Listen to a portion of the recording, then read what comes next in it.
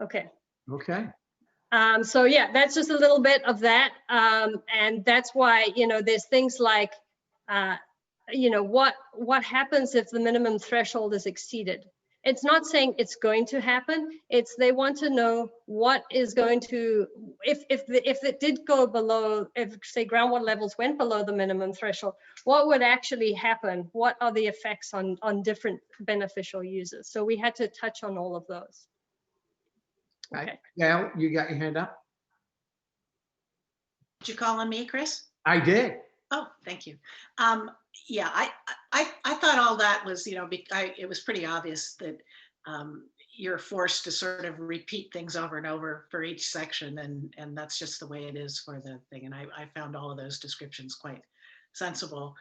My main comment on section 3 has to do with the monitoring, and again, I gave detailed comments to Georgina beforehand, so this is not a surprise to her. And this has to do with my concerns about the extent of the monitoring of the shallow water system. I'm totally on board with the first two items in terms of monitoring that have to do with more information from the Butano and more information on Monterey and some of the areas where we have private well owners. That makes total sense to me. I am concerned that we're overdoing it on the shallow water. And I'm concerned for a couple of reasons, largely on a scientific basis, which is that if you look at the modeling that we did with the hydrologic model, what you can see is that if you stopped pumping entirely, which of course is not going to happen, the effect on base flow is pretty small. It's on the order of 10%. So say we were to, cut back on pumping by 25%, we're talking about an effect on base flow that is, 2-3%, something like that. And the problem is that it's so small that even as this was described, it may not be measurable. Or not so much that it's not measurable, but the record is so noisy, when you're talking about something that's induced by climate and other things, that our effects of pumping are trivial compared to that.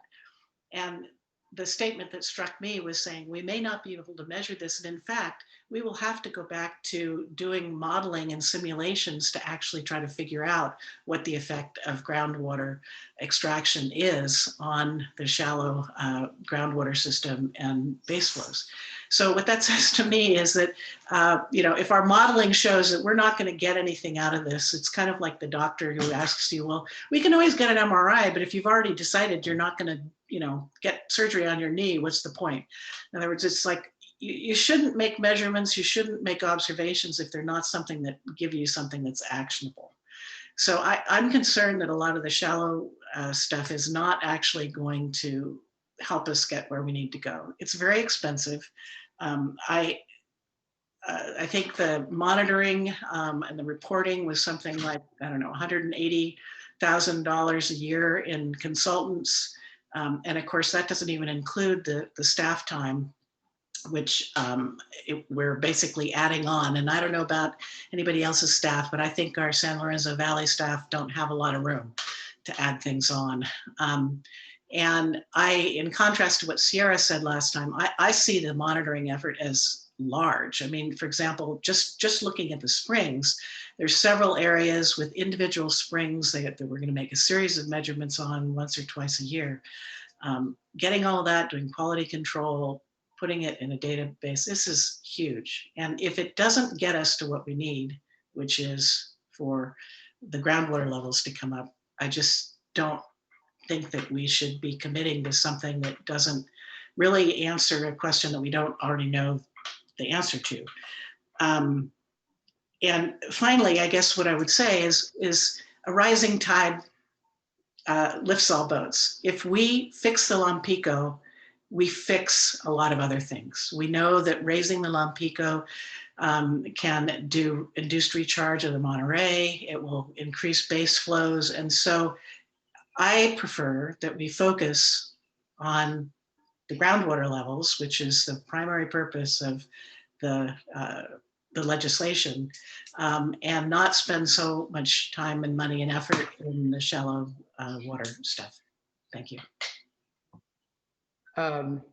Georgina? May I respond to that? Yeah. So interestingly, you know, the shallow groundwater, the depletion of interconnected surface water is a sustainability indicator on the same, you know, it's at the same level as groundwater levels. And say, for example, the Paso Robles GSP was not approved because they didn't want to address depletion of interconnected surface water.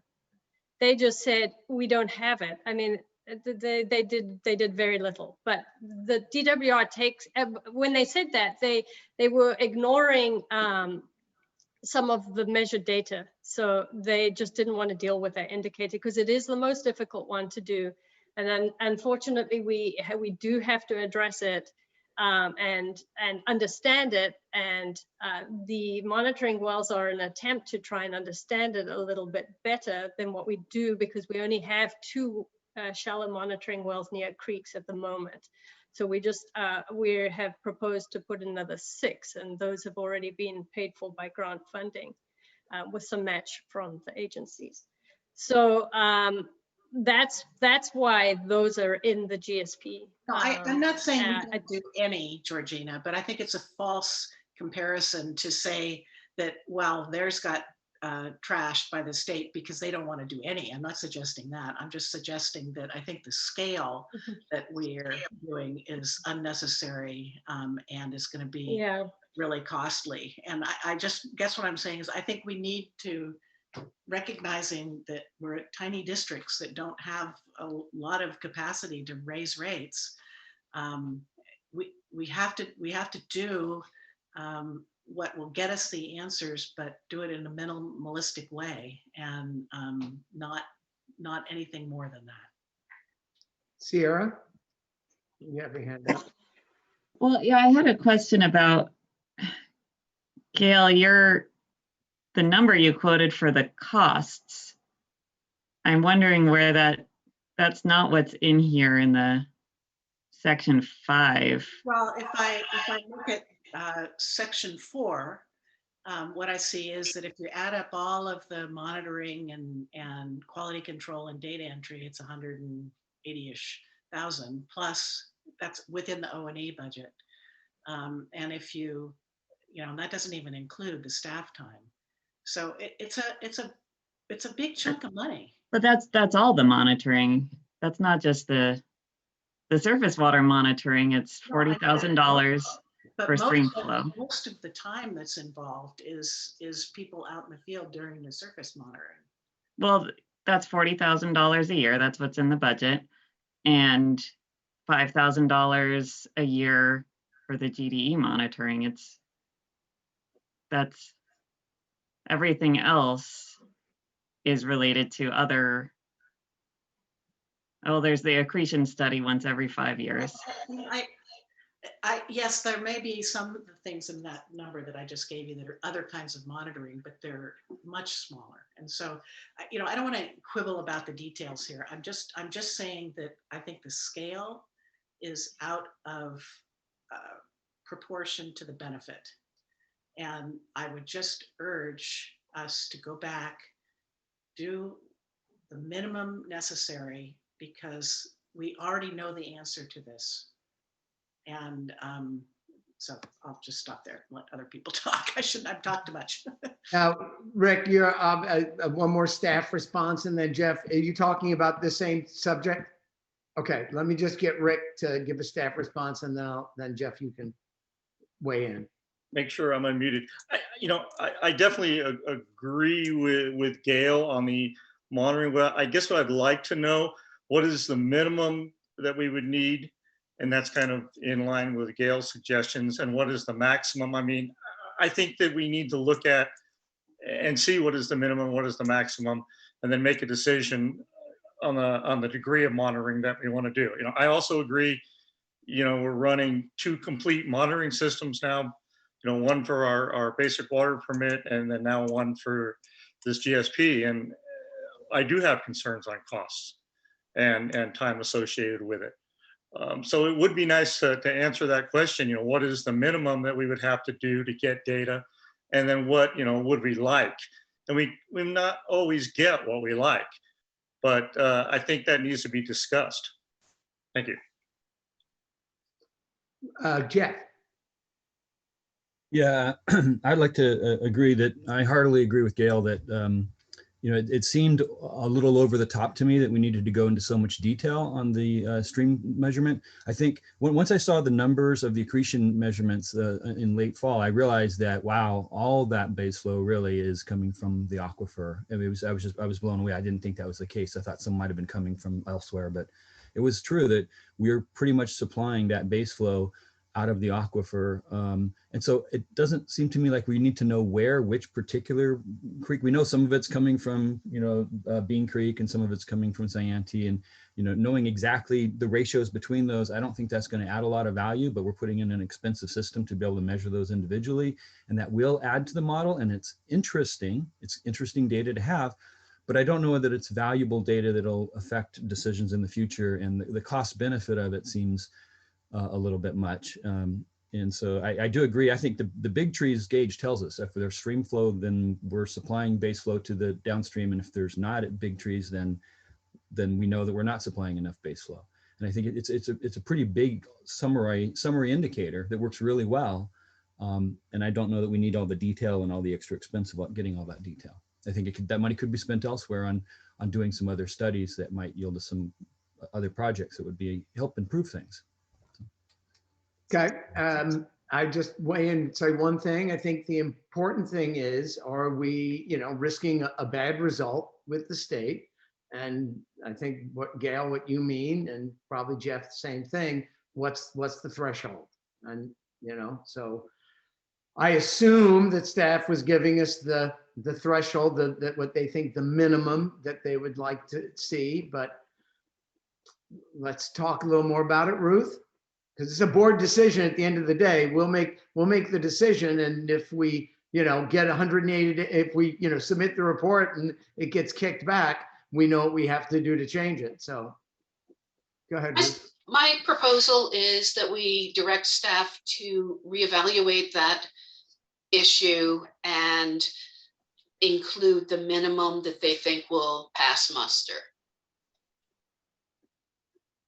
Okay. Georgina, just weigh in with that. Do you think that's what we're doing? Yeah, we can. How it was said is that there's many creeks, and I don't agree with Jeff's statement that if you know what's happening at Big Trees, you know everything. That's not true, because there are certain reaches that are important for fish rearing, and they have specific, you know, they are special. Like there's some that don't have, there's no fish in them. So we didn't put wells there. We put wells where in different in different aquifers, in where there is local pumping, and that may be municipal or it might be private well owners pumping, and also on different creeks, because it is important to know what the different contributions are for those creeks.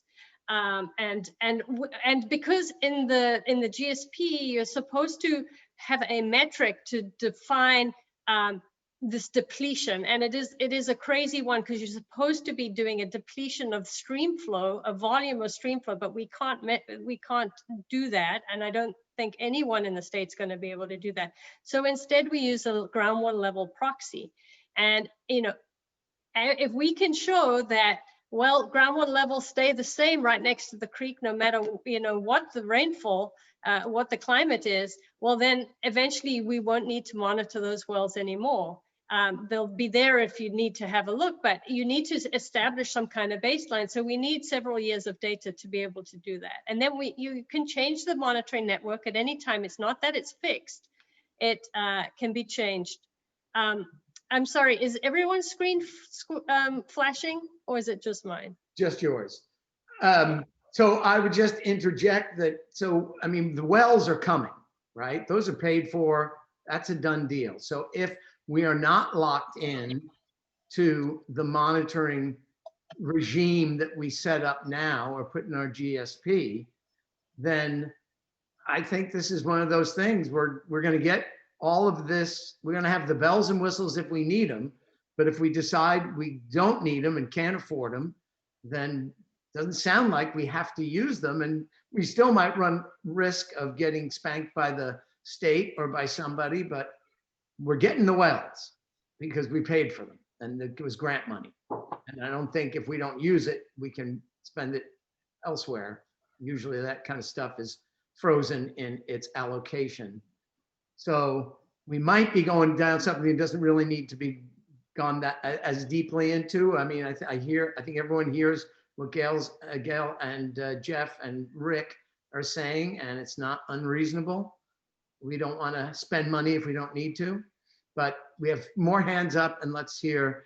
Sarah, do you want to, is this weighing in, and then I'll get to the other two directors? Yeah, it's about the financial side. So just so everyone's aware, the stream gauges, we already purchased and installed 4 of the 5 that are going in. So we already have them, they're already out there, and we've already done the ratings curve. So the most of the money has been spent. What's the ongoing costs are the measurements. So there's already been a fairly substantial investment in that system. I would certainly discourage the idea that we, after having invested all that, we don't at least gather the next 5 years worth of data from the systems.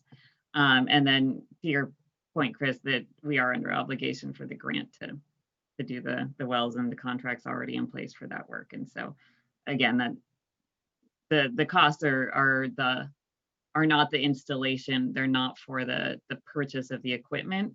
It's the ongoing cost that we're talking about. Okay. I think Mark was next, and then Jack. I want to go back to what Ruth suggested. I liked her statement. It was succinct, and it was providing direction back to the staff on what I agree we should be asking them to do. Go back and reevaluate this. I don't want to turn what we're doing into a science project. But at the same time, I'm okay with putting something out there that's at the minimalistic level of information and let the state look at it. If they come back, we can then edit and revise. But putting the costs and committing things in there now that we're going to do over the next 5 years, well, then I feel we're locking ourselves into that. So I agree with what Ruth was suggesting. Okay, and just to reiterate, I don't think we are locking ourselves into it, but we are saying that's our initial plan. Jack?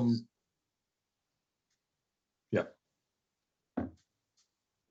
Jack? Yes. Well, I want to make sure we get off on the right foot with the state. If I'm understanding it right, the state has not accepted some of the plans submitted because of data gaps. So I don't want to unnecessarily fall into that data gaps group. I want to admit I don't want to waste money either, but it seems like I want to make sure we try to give enough information to the state that they'll be satisfied. Okay. Manu? Thank you. Yeah, I appreciate Director Manhu's point that we should really try to be as there's a lot of money being spent with this, and I appreciate that she's looking out for ways that we can be as effective as possible with the money that we do spend and that we do have to spend. My concern is just that in this particular case, we'd be penny wise but pound foolish. I mean, if we're talking about at most, tens of thousands of dollars per year to actually do the monitoring costs, I think it would be hundreds of thousands if we actually have to go back and rewrite the plan. So, Director Smalley was just suggesting that it's not a big deal if we, get feedback from the state that we have to go rewrite it. I think that is a big deal. I mean, we're talking about significant new costs to rewrite the plan and under time pressure, right? I mean, we only would have then 18 months to get that done. I mean, it seems like we were under time pressure enough as it is with a much longer period. So it seems like we've already bought the monitoring equipment. We would be going back on the grant if we didn't put it in. My sense from staff is that they're telling us this is the minimal amount that we need to do. So the idea that we should ask staff to go back and evaluate the minimal amount, I mean, I think we're hearing today that this is more or less the minimum. So I think we have to monitor the surface water levels. We heard it at the previous meeting from environmental groups that they're looking closely on that and the impact on everyone in the environment, including other animals, including humans. So I don't see a way around this. I think we've got to do the monitoring. Thank you. Okay, thank you, Manu. Doug? Yeah, I would support what Manu just said and just add as by way of framing, what I heard Georgina say is that we have known unknowns here in terms of the groundwater surface water interactions, and it's incumbent upon us to do the science to understand those interactions. And yeah, it is a science project, I guess, to some extent, that we've got to identify the data we need to collect and collect it. What I also heard was that the data we collect could tell us, will tell us the path forward, how concerned we need to be about it. And I'm not comfortable setting up a monitoring system that does not give us the information we need in order to be able to make an informed decision when the time comes. Further, we are talking about a line item that is maybe 10% of the total 5-year budget. Even if we cut it in half, the impact on the overall spend for the next 5 years is, to use a term of art, de minimis from my perspective. And we've probably spent more money talking about this right now than we would have just having approved it. So I'd have a hard time supporting cutting this back without staff's recommendation that we do so. Thank you. Bruce? You're muted. I would agree that I think that we can continue the monitoring thing. I think that we're in a good position to move ahead. I don't know that I'm concerned about the time factor. I do appreciate Gail's input. How much more do we need? But I do think that we have the sufficient information from what I've gathered for the last year or 2 years that we've been discussing this, that we're in a position that we can send this to the state. And I don't know, how much could we be set back if the state says, no, you've got to do this? I have no, are they going to say, go back and do this? And how long would it take? Would it take us another 6 months to get the information that they want? I just don't know how much more we're going to get if we don't go ahead with what we have planned here. Well, I think thank you, Bruce. There's two, Ruth put forth a proposal of staff going back to the drawing board and coming up with a minimum plan. Now, I would just see if we can ask staff right now if that's a reasonable, if that's a feasible thing to do, or you'd be doing something you would believe wouldn't be, we're rolling the dice. It's not an idea of this is wonderful and fabulous what we're planning on doing, and boy, we can't wait. Or we could really do half of it and it'll be fine. Right? Is that reasonable to go back and make that decision? Or does staff, sounds like you guys think that this is what you would suggest as the minimum? Am I mistaken? Georgina? This was pretty much the minimum. We can go back and look at it. Now, John Ricker was very much involved in citing these, knowing the basin as well as he does, and coming up with a number of them. We can go back to make sure that, I don't know, I can't visualize spatially where everything is right now. But I could take an hour and have a look and have a chat to him to see if we could take some out. In fact, one of the 6 may be not needed because well, drilling a new well may not be needed because Mount Herman has a test well that is just sitting there that would be a fine monitoring well right in the location where we had proposed one of these monitoring wells. And so that would be something that we're looking at when we start siting these wells. And so that, but it's in the Lompico, and I think it's important to know what it's doing close to the surface there. But that's just on the drilling end. We'd still be monitoring. Yeah, still be monitoring, yes. Okay, well, Gail, you put your hand back up, and Rosemary's right. At this point, I mean, I'm all in favor of us voting on what Ruth said, and if we were doing this formally, I'd second it as the motion. But let me just ask as a point of information.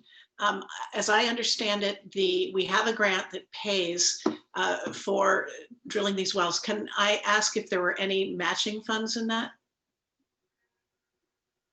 There was some matching funds, but not from that task.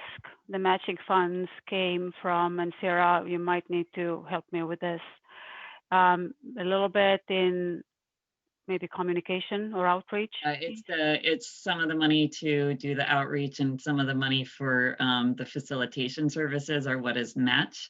The entire cost of the well installation is covered by, and the stream gauging as well was covered by the grant.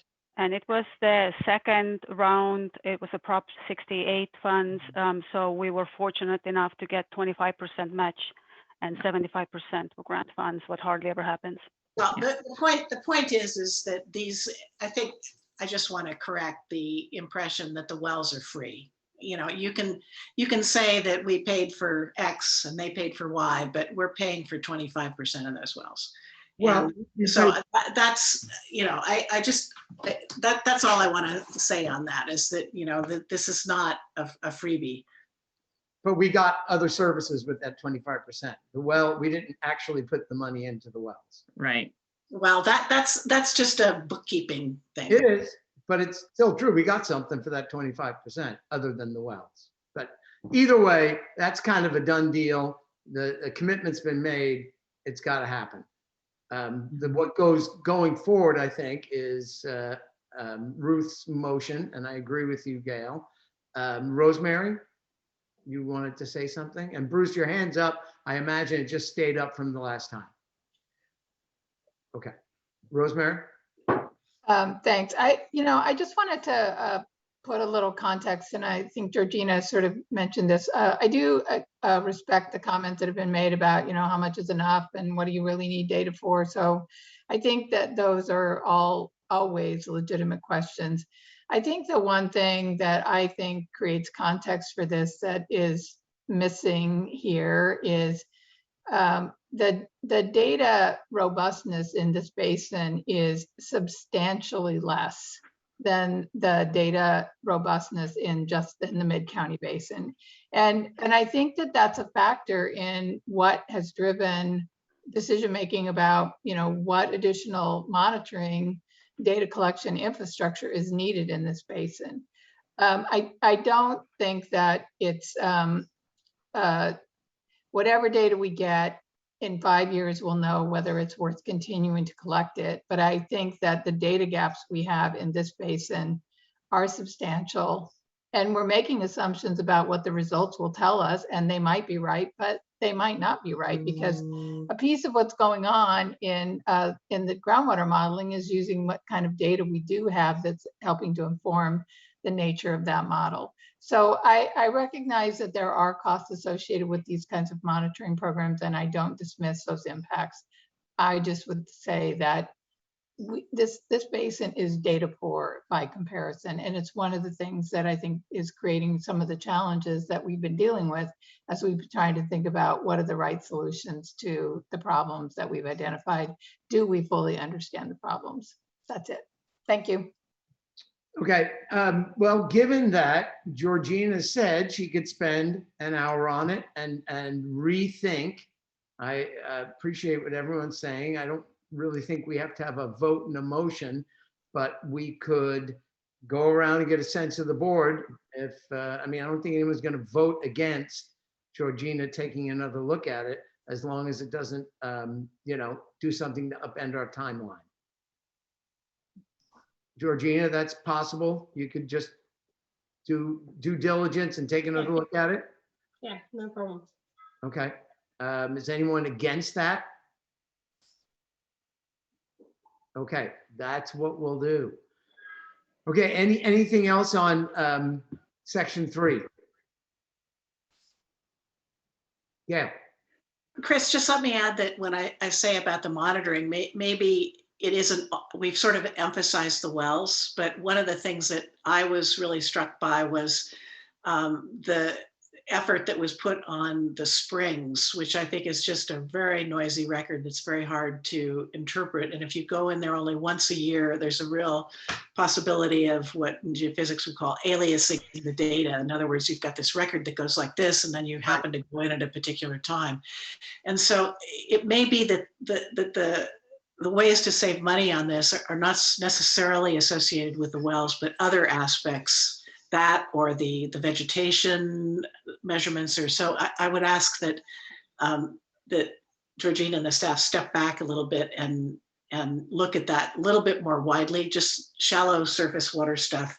If there are other ways, you know, maybe we put one spring, we take a continuous record, you know, that's telemetered in, and then that way there's no chance of aliasing the data, and maybe that's all we need, right? So that's what I would hope. Why don't we do this then? Anyone that has a thought of what aspect of this could be looked at, why don't you send an email to Pierrette, and she'll pass that on to Georgina, and she can evaluate those, you know, those aspects of the monitoring system. Ruth, you've got your hand up. Yes, I'm looking at the appendix to section 3, and I assume we're on that Yes, as well. And I'm looking at a Scotts Valley well TW18, and the measurable objective and minimum threshold are the exact same number. Mm-hmm. It appears that that is due to a anomalous reading hidden behind some text on, and they were using the year 2004 as the reference year. And I'd like to suggest that that be looked at again closely and adjusted for the. Is there a Georgina? You yeah, know? I know about this, Ruth. You pointed it out in your comments. So. Oh, I did? Yes. Okay. Yeah. So and I was prepared for this because I have to look at the data, but in general, I'll just tell you, if the minimum threshold and the measurable objective are the same, which can happen, it means that we are not expecting any changes. And so, you know, that's what that may be. And that well is way to the north in the Santa Margarita, and there are no projects or management actions that are going to change anything in that area, which is why I think they're the same. Okay, I'm okay with that. Okay, anyone else? Okay, not seeing anything. Oh, Jeff. Yeah, let's see. There's a plot on 386. Let's see. It's the plot that shows the different aquifers and what would happen if we stopped pumping. You want to bring that up? We're doing section 3 right now, right? Yes. Okay. You want to pull up it's page 38-86. Do we have that? I can look at my thing. Do you have the capability? Yeah, I don't know if Pierrette has that available. Let me see if I can quickly find that. Are you going to write these? Can you provide these written, please, Jeff, as well? So, Sure. Jeff, could you repeat the? Well, first, is it appendix or is it the main one? It's the main section. Section 3. 386. There's a plot there, and Well, And if you could go to the page, I can probably share that. 3-86, Jeff? yeah. Okay, hold on. 86. I'm just going to it. 86. I see it. Pumping, septic, return flow, that one? Yeah. Okay, So the orange is the return flow, and it should be a positive, it would seem like, but it's shown as a negative. I think I heard last time around that it was for comparison purposes, it was put as a negative, but it seems like it should be a positive because it actually helps the stream flow. No, so what this is showing you, what we did, anything that is a minus, meaning we took it out of the model, so it's not being returned. So it would be a positive, you're right, in the actual model if you compare to pumping, but it means that we removed that much return flow from the model. Well, your volume just got a lot better. Just to yeah, I know. Well, my screen is going, it's just flickering and I can barely see anything. I can pretty much only hear, so. Oh, I'm sorry. I'm having I think my computer's about to die. It seems like this thing could use a couple of explanations on it. Yes, we can do that. This particular plot. Part of it is that there's a big green bar that pops up here when we stop pumping, but really part of the Santa Margarita. But part of that reason I think for that is that there's aquifer transfers. And the inter-aquifer transfers, which are shown in another plot of numbers elsewhere, but some people are very visual. And so this makes it look like, well, if we stop pumping from the Santa Margarita, that's where all the benefit would be of the flow out of there. Where it's actually, there's a lot of Lompico pumping that's going on that's also contributing to the lack of base flow. So we're getting more base flow out of the Santa Margarita on the left because if humans were gone, then the Lompico pumping would shut down and eventually that would trickle back up and overflow out of the Santa Margarita. I just think that there's some people who look at this and not understand that, and I think that would be a couple okay. to this. Can you, as a matter of record, Jeff, if you have comments, please could you provide them by the end of the month? Sure. Okay, because the other directors have spent a lot of time doing that as well. Okay. Yeah, I didn't get them in before the meeting. I just got back last night from being gone for 2 weeks without internet access, so. Okay. Pretty hard. Yeah, no, that's fine. You got till a few more days. Okay. Okay, Ruth. I want to just add on, I was scratching my head over that one too, and had a real hard time with all the diagrams at the end of this section. So if you could just add a bit more explanation for us mere mortals. Okay, anyone else? Okay, section 3, public.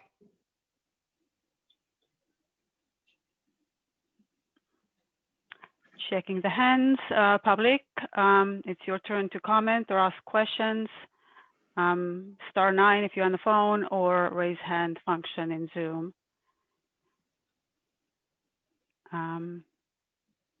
There's no hands, and there is nobody coming in from the phone. Okay, let's move to section 4. Okay, section 4. And so just as let me tell you, when you stopped sharing, my screen came back to normal life again. So I don't know what that is. Do you want, Georgina, maybe to turn off your camera? We kind of would love to see your. We'll see that. I will see if it happens again. I'll do that. Good suggestion. But okay. Section 4, what was section 4 about? Projects and management actions. Okay. Could I, Georgina, go really quickly back, because I remember one thing that we wanted to share with the board, the response to Jeff Koopman's questions from last time. Oh, yes. That was in section 2. Yes. Yeah. Would you like to address that first before we move on? Thank you. Yes, let's do that. I have to share my screen for that. Okay.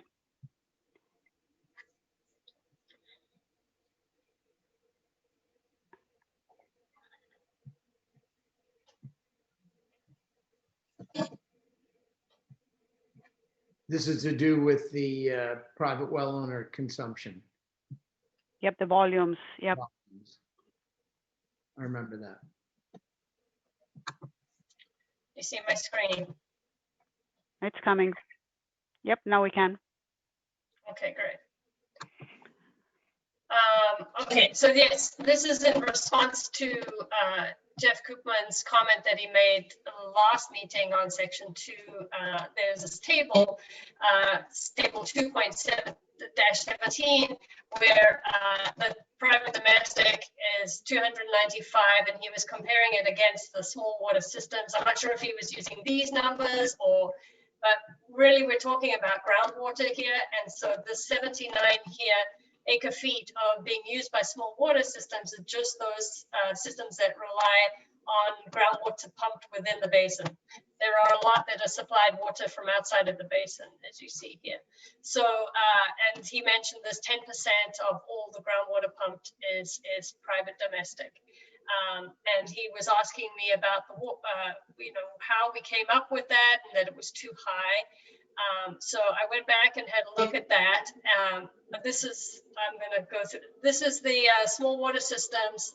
These are all of them, and you know where they get their water from. And so there's a total of 261 connections there.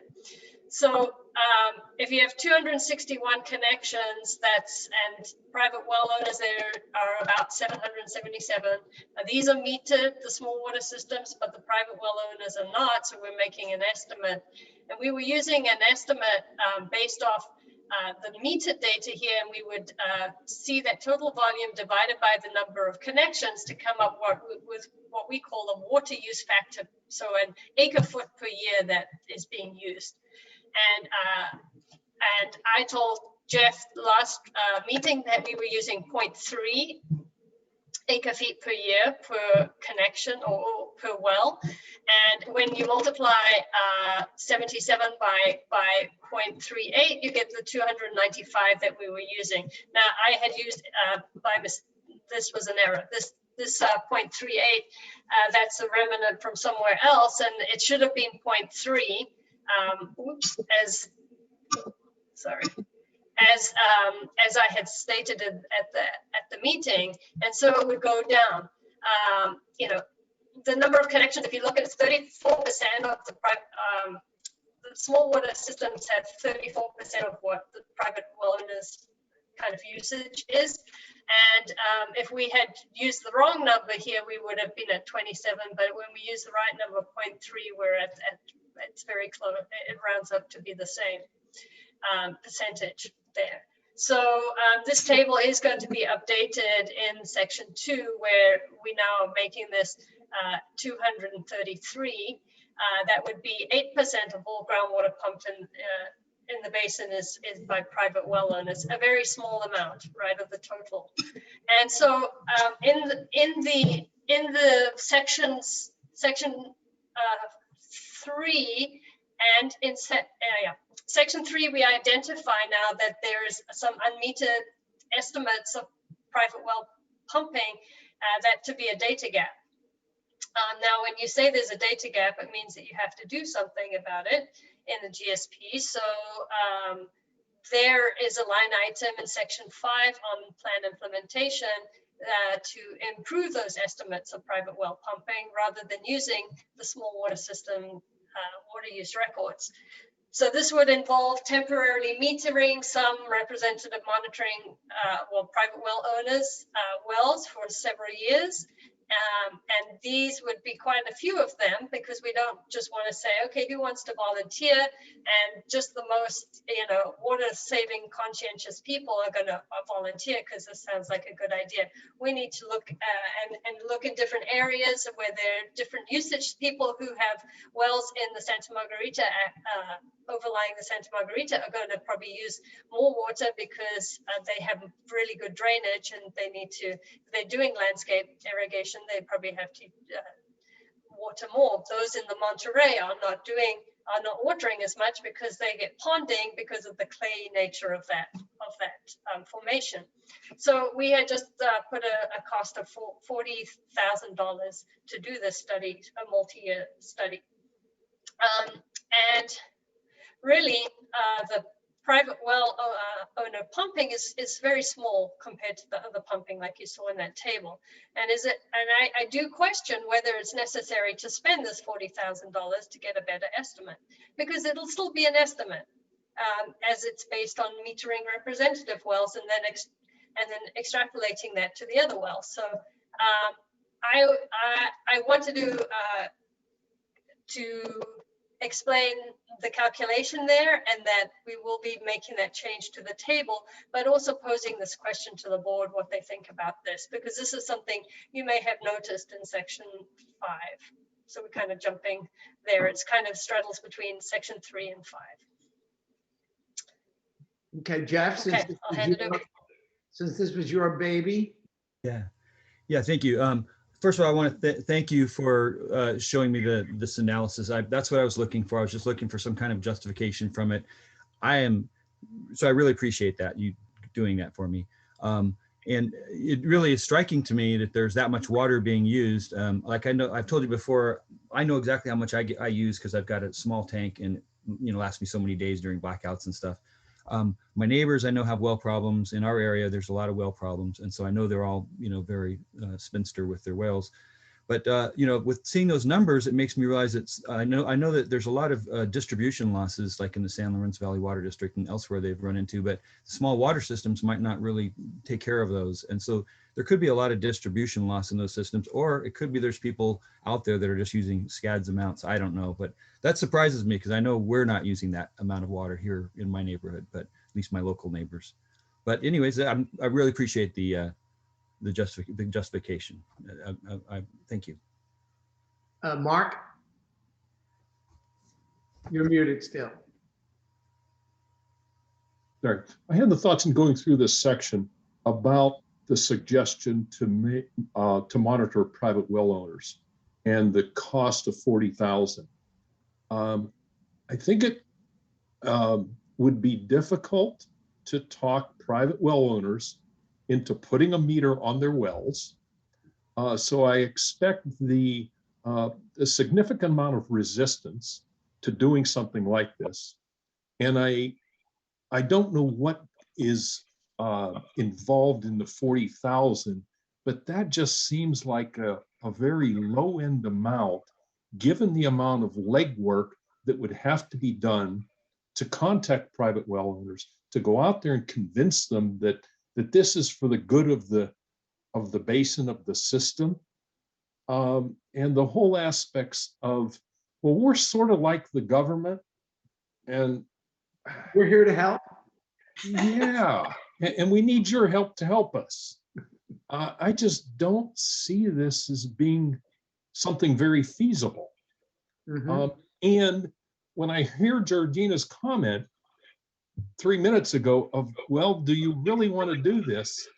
Just causes me to say, again, do we really want to do this?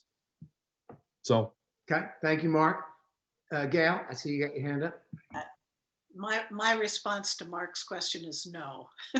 And I want to echo Jeff's appreciation that Georgina responded to his question and did this analysis. And there's probably something mysterious going on. Maybe some people are growing marijuana up there and using huge volumes of water that pick up the average. But I think that we should wait and see what happens. We're putting in a new well in the Monterey, in particular in the area of private that has a lot of private well owners that we don't have much data for.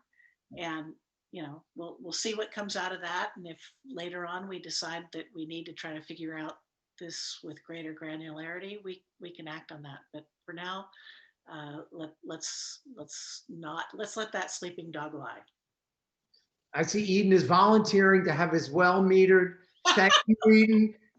Really appreciate that. You got to be number one. I will, as a private well owner, heed Georgina's caution about that. I don't think I'd want to spend the $40,000 on it.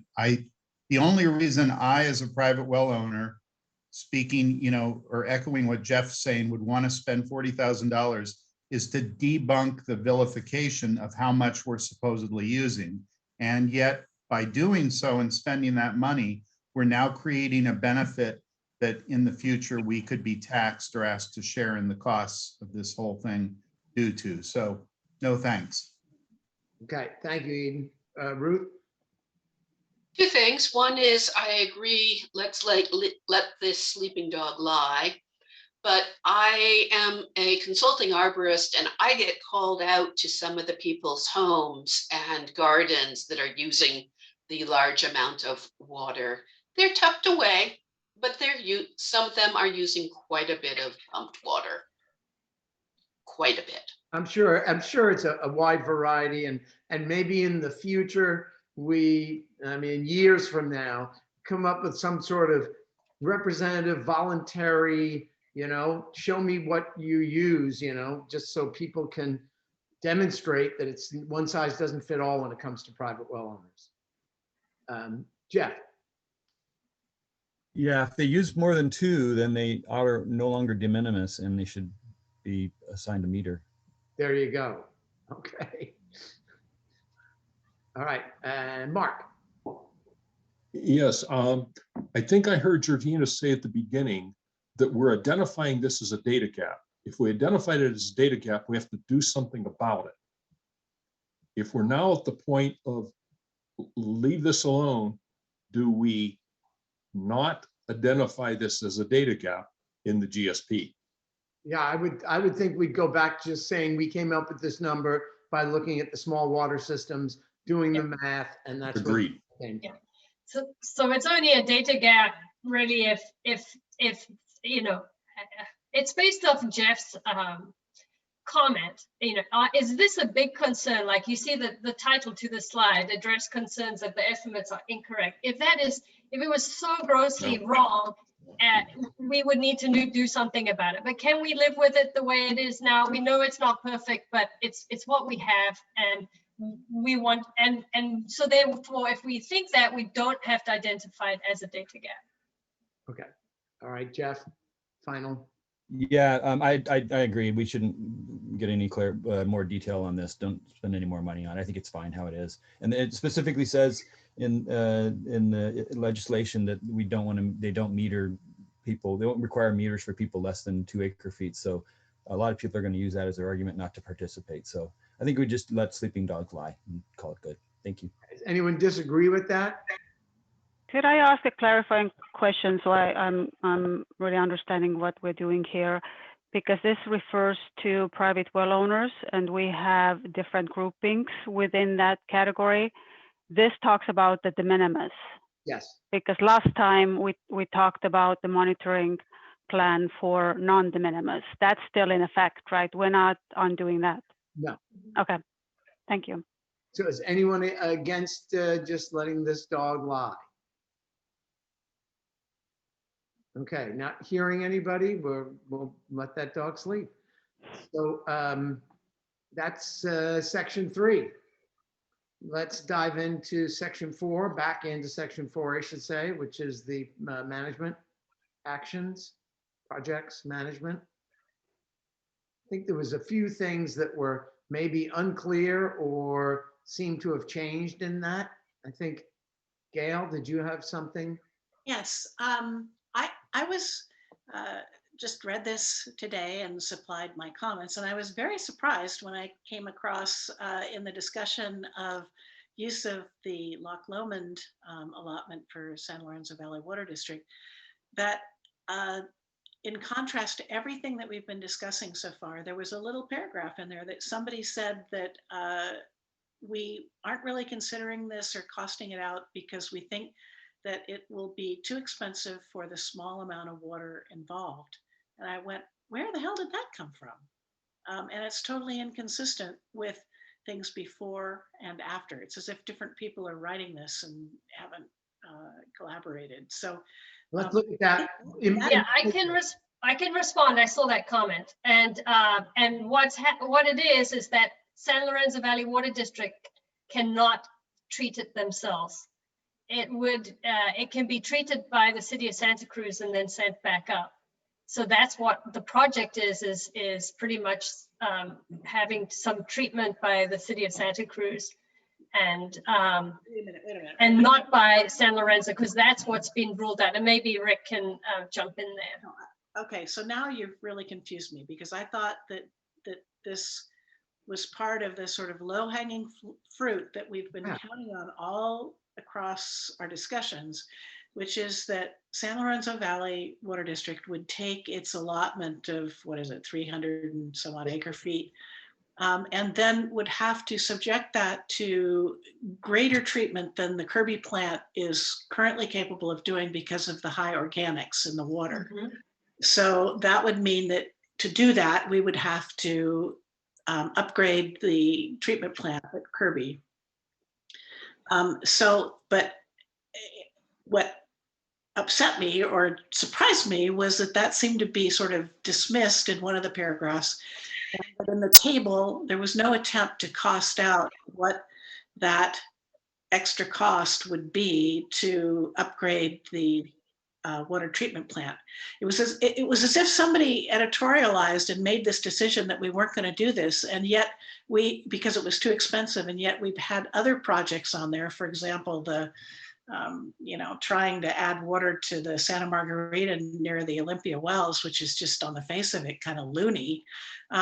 We have there as a project that we might be willing to do. And I think that also kind of appeared again in a way that I haven't seen it for a while. So what I'm trying to understand is, how do these things, why do certain things get thrown out and then other things come back to life without there seeming to be any discussion with the board? I mean, who's doing this? Would you like me to share that that page? Yeah. To make sure we're on the same. It might help. Okay. And yeah, I always assumed we were upgrading the San Lorenzo treatment plant. And I remember I actually asked, maybe it was last meeting, about how come it doesn't look like there's a number for treatment. Exactly. And I was told that it's because we're using the treatment plant from the Felton something. I don't But exactly. it has to be upgraded to deal with Loch Lomond water. Exactly. So third paragraph down before 4314, it's expected. It's so in the prior page, it talks about what has been done so far, what is kind of starts here. So it is in phase 2, and phase 2 are the projects that are not currently underway or implemented, and they are in phase 2 because they need more evaluation. And there's it's amongst those. So I'm looking for the one that it was decided that we would not. There is a cost there, 6.4 million. You just scrolled past it, correct? Yep. Why don't you go to the cost table, Perrette? Maybe that would be the best thing that we could discuss, and Georgina could work through it with us. Says study presented cost of a project to upgrade the Kirby water treatment plant, interconnect the Felton and San Lorenzo north-south system at approximately 6.4 million. Although these costs are likely outdated, the project scope and assumptions would need to be revisited. While this would allow SLV unrestricted use of its Loch Lomond entitlement during all seasons and water quality conditions. The cost of a treatment plant upgrade and pipeline would likely be prohibitive for the amount of water that is allotted. And that is an editorial comment that we don't make for any other of the projected projects. And so I think it's totally inappropriate, but mostly I want to know, where the hell did it come from? Because the whole document up until now, before and after, has assumed that this is a project that we will undertake. I agree. So are we talking about just taking out this end of the sentence because it doesn't really belong here? Right. Okay. That part does. Just wait, I want Rick to chime in here, please. Yeah, this, I don't know where this came from either. We've never said that the cost has been prohibited to treat the Loch Lomond water at our Kirby Street. That's been our plan all along. And then the next paragraph down is incorrect as well. It states that we have a purchase agreement for treated water. We do not have a purchase agreement with treated water with the city of Santa Cruz. We have a raw water contractual agreement with the city. So that, and both of those, and I think I made comments to when I reviewed this section and Yeah. sent back. Yeah, but I was looking for that. I think Carly was trying to help me find that contract so we could see what was in there, because you didn't actually say it was raw water. You just said it's wrong, and I was looking for the document. Yeah. We've never said that expense would be too expensive or prohibited. Okay. We've looked at that, and that's still, in fact, we have a feasibility study in next year's budget to continue on that discussion.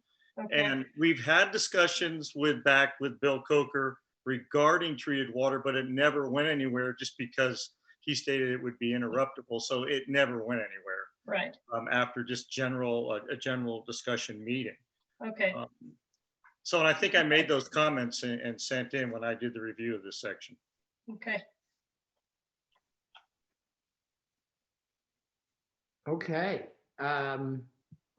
So Rosemary, you going to comment on what we're saying?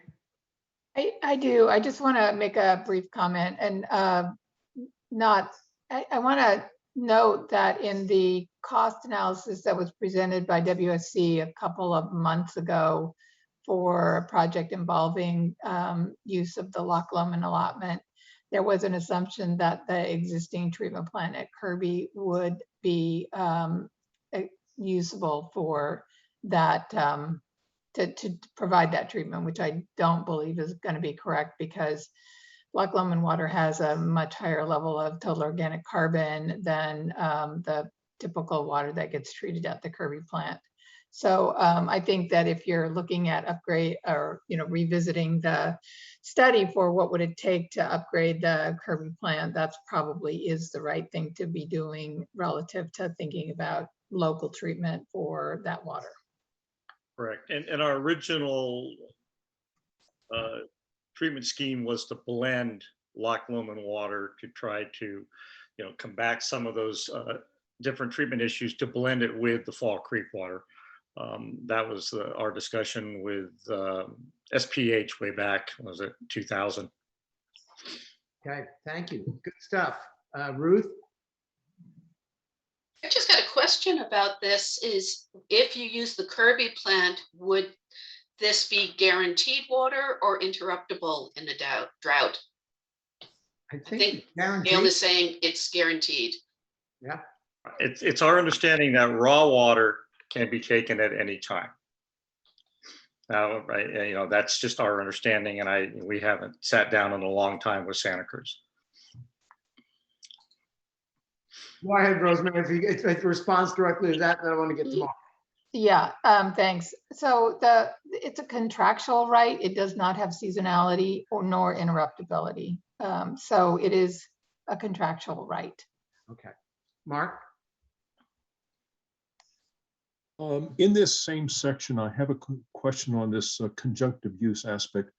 It alludes to the fact that we could then transfer water to Scotts Valley Water District as part of the an intertie or conjunctive use.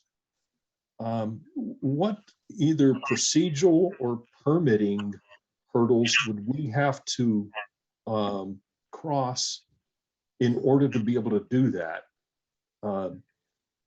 Is that something that's feasible for us to be able to take this treated water? Well, I know you can certainly use it in Scotts Valley in the San Lorenzo system. You know what I mean? The southern Agreed. system. Yeah. Right. But I'm going to defer to smarter people than myself on that one. Right, to supplement Scotts Valley's in lieu of use to rest wells from Scotts Valley system that's being water right alluded to in this section. Sure. Yeah. Anyone want to weigh in? Any staff want to weigh in on that? I do. Or go ahead, Rosemary, then I'll make a quick comment. I think there are a couple of issues to keep in mind. One of them is a process that we went through with SoCal when we started talking about surface water, groundwater interactions, which is to look at the corrosivity of the water and the impact of intermittent use of treated surface water versus into systems that are regularly using groundwater that you might have some issues there, particularly as it relates to lead and copper corrosion kind of issues. There was a fairly significant study. It is available on our website looking at those kinds of issues between the SoCal Creek Water District and the Santa Cruz Water District that took between like 2018 or 2016 and 2019. And then we did some tests and it seemed to work out, but it's a question that's probably worth asking and answering. And the other question I would just raise has to do with places of use, boundaries for your surface water rights, and relative to your Fall Creek and your other surface water rights, they may have specific places of use which might or might not allow you to convey them to Scotts Valley. Rosemary, Right. what is is Scotts Valley defined as a place of use for Santa Cruz? For Loch Lomond water it is, but not for the Tate Street water. The water that the water rights EIR that's out right now and the proposed amendments would open up our San Lorenzo water rights to everywhere in the mid-county as well as the Santa Margarita Basin. It doesn't require us to be able to do it, but it takes away those barriers. I would guess that the North system in the North system water rights from San Lorenzo may have some places of use definitions on them, and I'm pretty sure the Felton water has some places of use restrictions on it. I agree Felton does have a place of use restriction that we would need an amendment. We believe our North system pre-1914 Right. have a restriction. Right. That's right. Down to our South system and to Scotts Valley. But there are some hoops to jump for that process, Mark. And the water quality is an issue. But if we were blending water through Felton, a point of use would be a concern. And it wasn't for using Fall Creek water. I was specifically focused in on this Loch Lomond in lieu of use and being able to transfer that out of San Lorenzo Valley Water District. We believe it's the Fall Creek water and not the Loch Lomond water. We believe that we could supply Loch Lomond water out of the district. Okay, good. Okay, Gail and then Ruth. Yeah, just a quick comment and to thank Ruth for clarifying that about where you can use things. I think that one of the things that might not be transparent to a sort of a general member of the public reading this is why having the ability in San Lorenzo Valley Water District to use the Loch Lomond is important because it's uninterruptible. All the other things that were discussed in section 4 are interruptible during a drought or an emergency situation, which is exactly the time that we're most likely to need it. And so I would hope that when we rewrite this, we kind of make that a little bit more present for people that are not familiar with water rights and these issues, that why we're focusing on certain things, in our case, the San Lorenzo Valley Water District, focusing on Loch Lomond, because that is something we can tap when we need to tap it.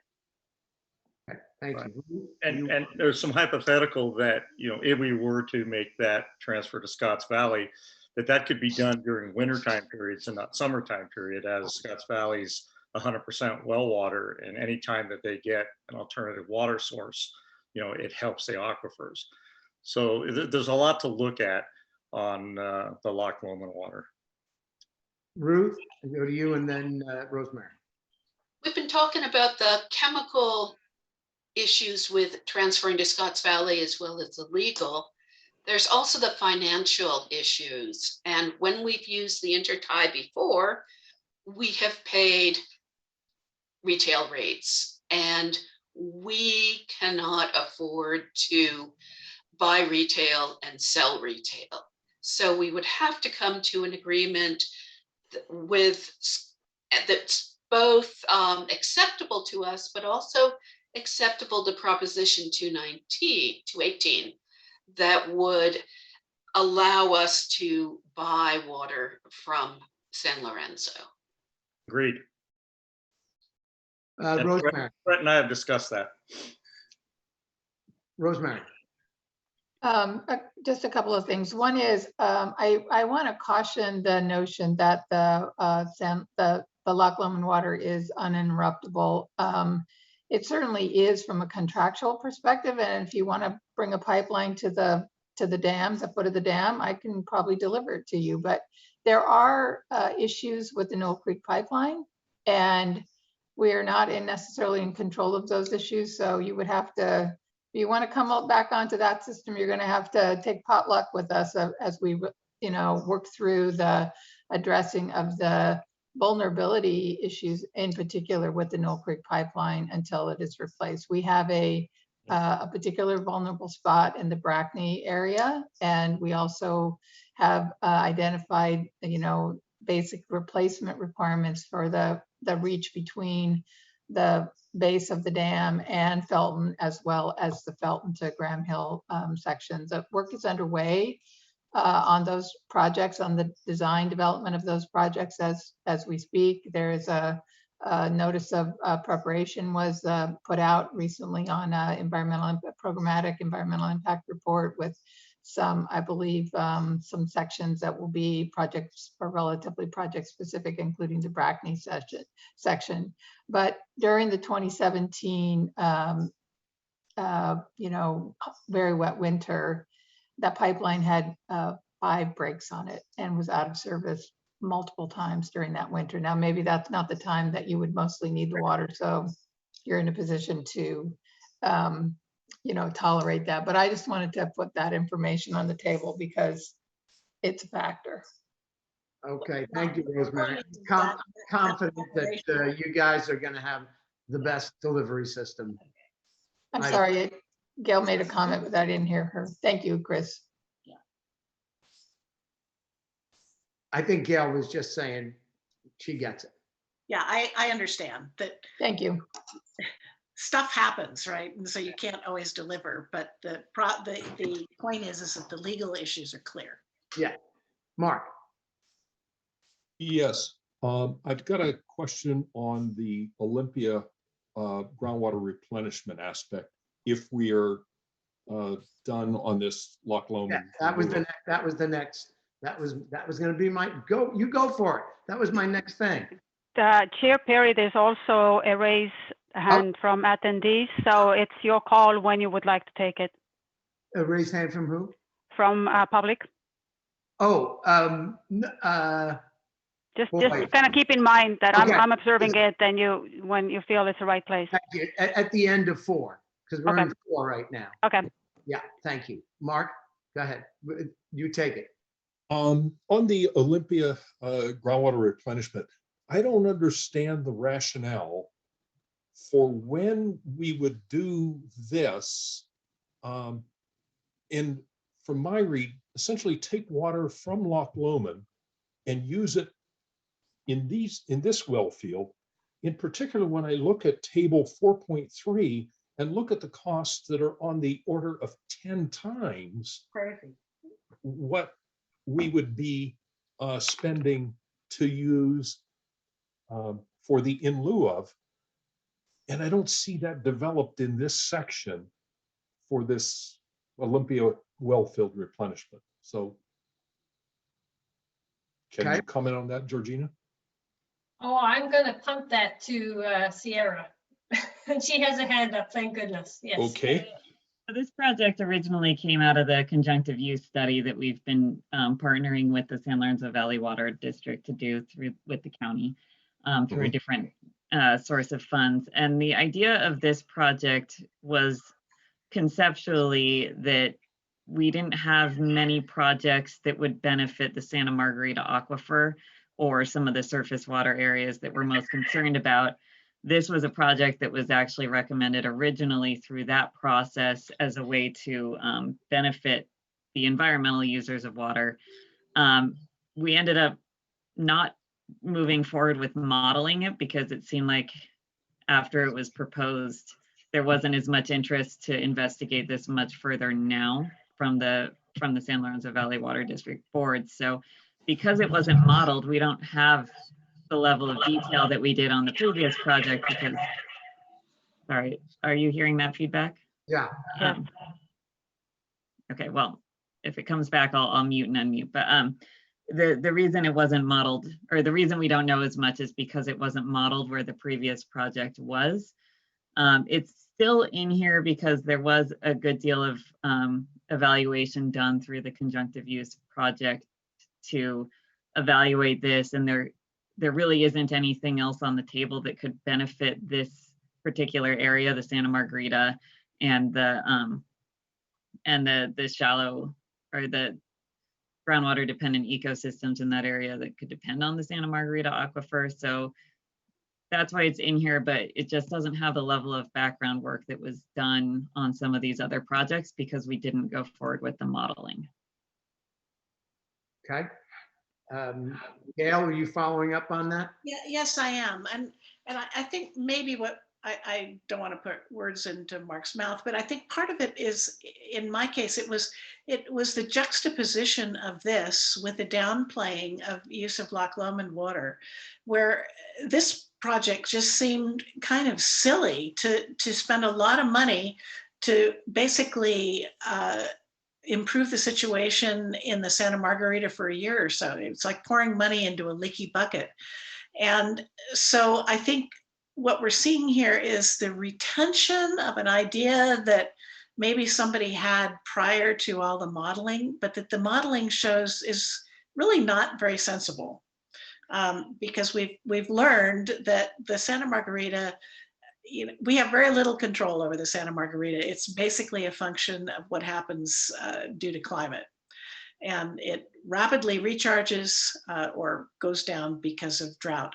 And so I guess what I would just argue is that we downplay this and not put it up there as kind of an equivalent thing, because if you send that out to the public, anybody that's technical that reads this will go, what the heck are they thinking? So I would just hope that we would say, kind of put it down, saying, put it down in the considered at one point, but we now understand through the advances of our modeling that the bang for the buck is just not there. We could move it into the group 3 projects, and that way it's still in there. We still have the mechanism for, that if we needed ever to make sure that we weren't going into our undesirable results in that area, it's good to have something in here that can focus on that. But I could see us moving it into the group 3 projects, which are less developed, and that way it's still in here, but it's taken out as one of our higher solutions. Would that be something you'd be interested in seeing us? Makes me feel a lot better about other board members. Okay. How about Mark? Is that good for you? Before Gail said the word downplay this, I was thinking the same thing. De-emphasize, downplay, how to reduce the emphasis on this. In particular, when I see the differences in costs between this, I would be very hard pressed to go back to ratepayers to say, yeah, we're going to go consider this one instead of just resting wells in another place with that same amount of water. Yeah, makes sense. Okay. Jack? Thank you. Thank you, Mark. Jack? Yes, can I switch subjects here? If there's no one else on speaking to that topic? Hold on, let's find out. Okay. So we'll go with this, we'll move it to 3, and maybe throw in a sentence just how this was looked at sentiments have changed, but we've got it here just in Yeah. case, kind of thing. Yeah. Okay, Jack. Yes, I find myself wondering about allocation of costs in the future. And so I see two sections. I see within section 4 we're talking about now, 4.5.8 that talks about estimated costs and funding plan. And then I see something over in section 5 that I know we'll get to about agency membership and funding structure evaluation. So I'm wondering if we were to say something more about costs, how costs get allocated, both within the groundwater agency and outside of the groundwater agency, where would it go? Would we say more in section 4, 4.5.8, or would we say it more in section 5 where we're talking about other kinds of things in funding?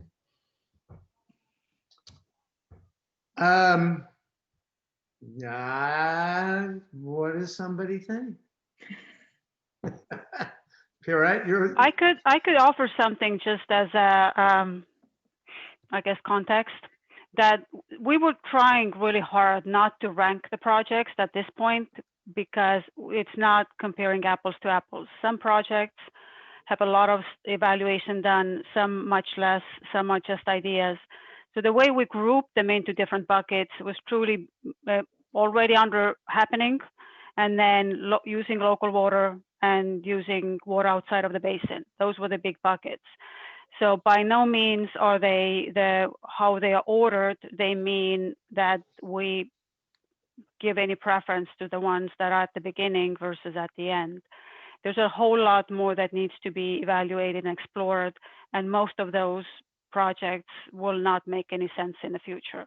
Yeah. And the costs that we have here are also just placeholders. It is so extremely difficult to even cost out projects that are a year out.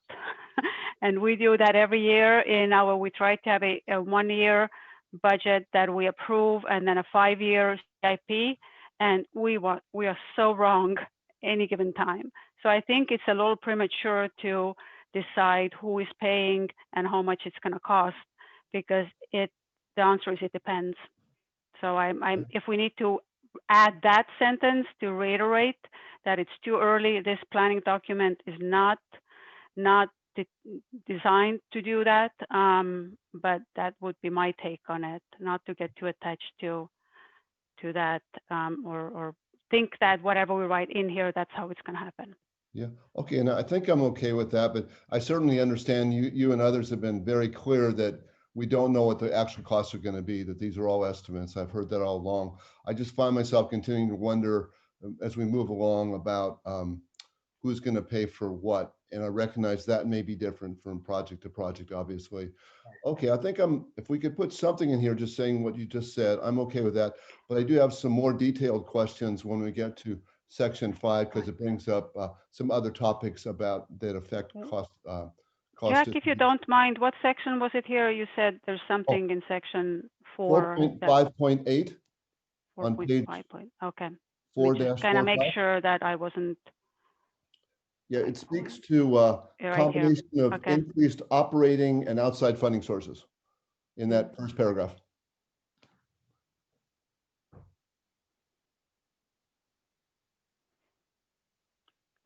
I think in here, what we're saying that there is some hope that state will not only put unfunded mandates on us, but also will back it up with some money that we can tap into if we are smart and work together. I think that's really. And might outside funding sources include contributions by certain agencies that may or may not be within as part of the groundwater agency? That's possible too, right? Yes. Yeah. Your friends and neighbors. Friends and neighbors. Maybe we can add that. I think Michael, maybe you're on. I saw you there. I think that's a good point that we could add here. Operating revenue talks about these agencies, and outside funding sources are listed here as free money that the cooperating agencies or benefiting agencies could be added here. Okay. Gail, I think you were ahead of. Thank you. Thank you, Jack. One kind of quick technical thing on section 4 is it would really, I think it would be good to the extent we can do it, is to not just list the cost, but the cost per acre feet, so that we can get a sense of what, the relative bang for the buck is. And I understand the problems with doing that, but, even crudely, I think it would help, especially for the public, just sort of trying to assess these different things. And I want to also get behind what Jack said, is that someplace there needs to be in here a statement that many of the things that we're talking about have benefits for people other than the 3 agencies that are in the JPA. And, as one of those, as the president of the board of directors of San Lorenzo Valley Water District, I get really sensitive about this because, in other words, we're taking on obligations for costs that potentially benefit a wider range of people. And so I think it's important to sort of say that, so in other words, we're not the only ones that are on the hook for that. And I think that kind of gets me, Jack, am I right that I'm sort of getting to what part of what you're talking about? Yes, and I think when we get to section 5.1, it does talk a little bit more about cooperating agencies and so forth. So I think, and that's where I have some more specific questions about that, but yes. And the only thing I'm just going to add about coming up with a number for cost per acre foot sort of thing, the difficulty with that is you have to expense it for longer years than is typically done in bookkeeping. Usually expense something over 20 years is the, just standard way to do it. But some of these projects, depending on the project, might have a 50-year time frame. So it changes the cost per acre foot if you do it over a longer window of time. So sometimes it can be deceiving depending on how flexible you are with that metric. Rosemary, you were next. I just wanted to sort of provide a little perspective relative to what was done on this topic of who pays for what in the mid-county. It doesn't necessarily have to be the same here, but it was very much a, beneficiaries or those who are making the impact pay. And so in the end, the major commitments to address the issues in Mid-County, particularly as it relates to the seawater intrusion, are split between the city and the Soquel Creek Water District in our taking on the projects that are specifically designed to not only address the seawater intrusion issue, but to provide sustainability for the groundwater basin, and then subsequently, for at least for Santa Cruz, to improve our drought supply, right? So that's the impact beneficiary pay strategy, which I'm assuming would play out in this arrangement as well. Okay, that makes sense. Doug.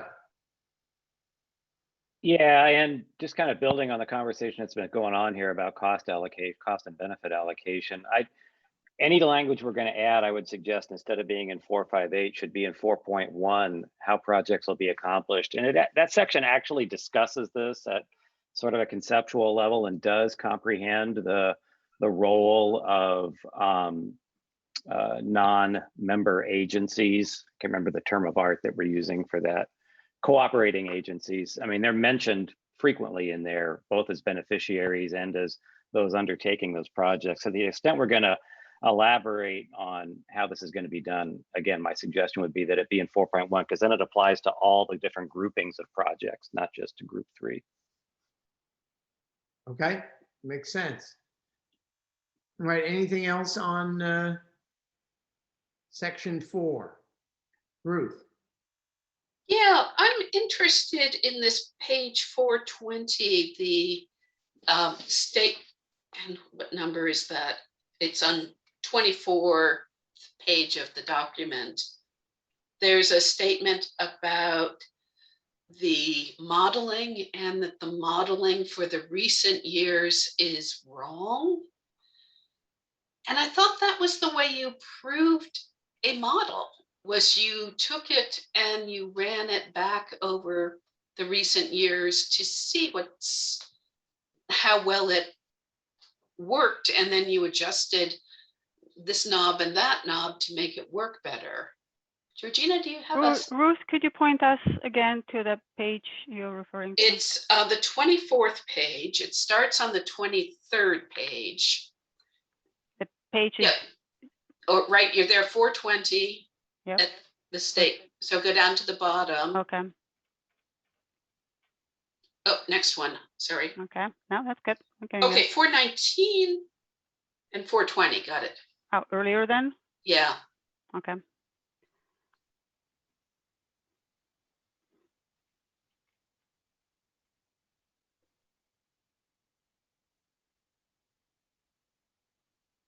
Is that where you are? Yeah, at the bottom here. Right, I'm seeing a lot of blank here. Am I in the wrong place? No, you're right there. Then it jumps to the next page. Yeah, there's a formatting issue there. My screen, it keeps blanking out, so I can't read it. You're gonna have to read it. I can't read it. Okay, the baseline and conjunctive use simulations both have cumulative losses of groundwater in storage. This is predominantly because the climate change projection in these simulations has 940 acre-feet per year, less precipitation than in water year 210 through 2018. Mm-hmm.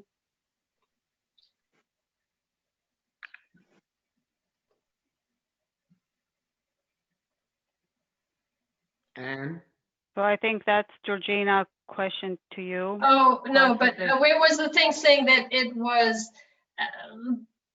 well, I think what I was saying that if that's the predictive model, if it truly is that wet, I'm trying to see where it says that the early part of it might not be right.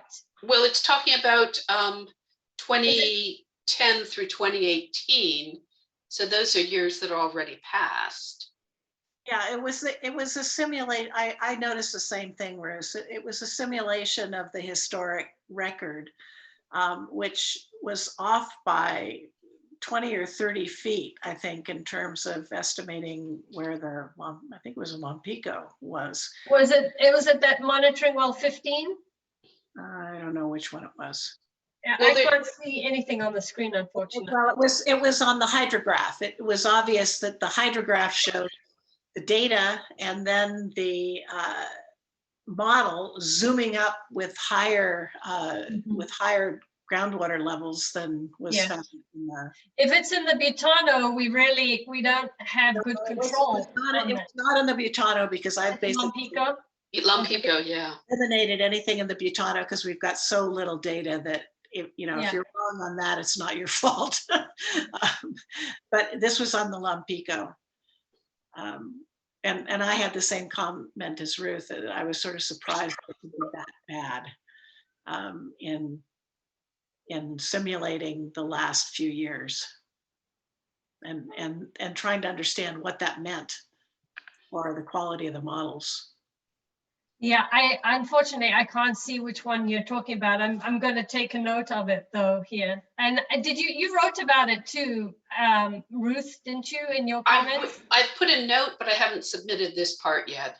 Oh, okay. Okay. It will be there. Do that. And I found a few other. I did. I referenced okay. Diagram. And then we had some charts coming up.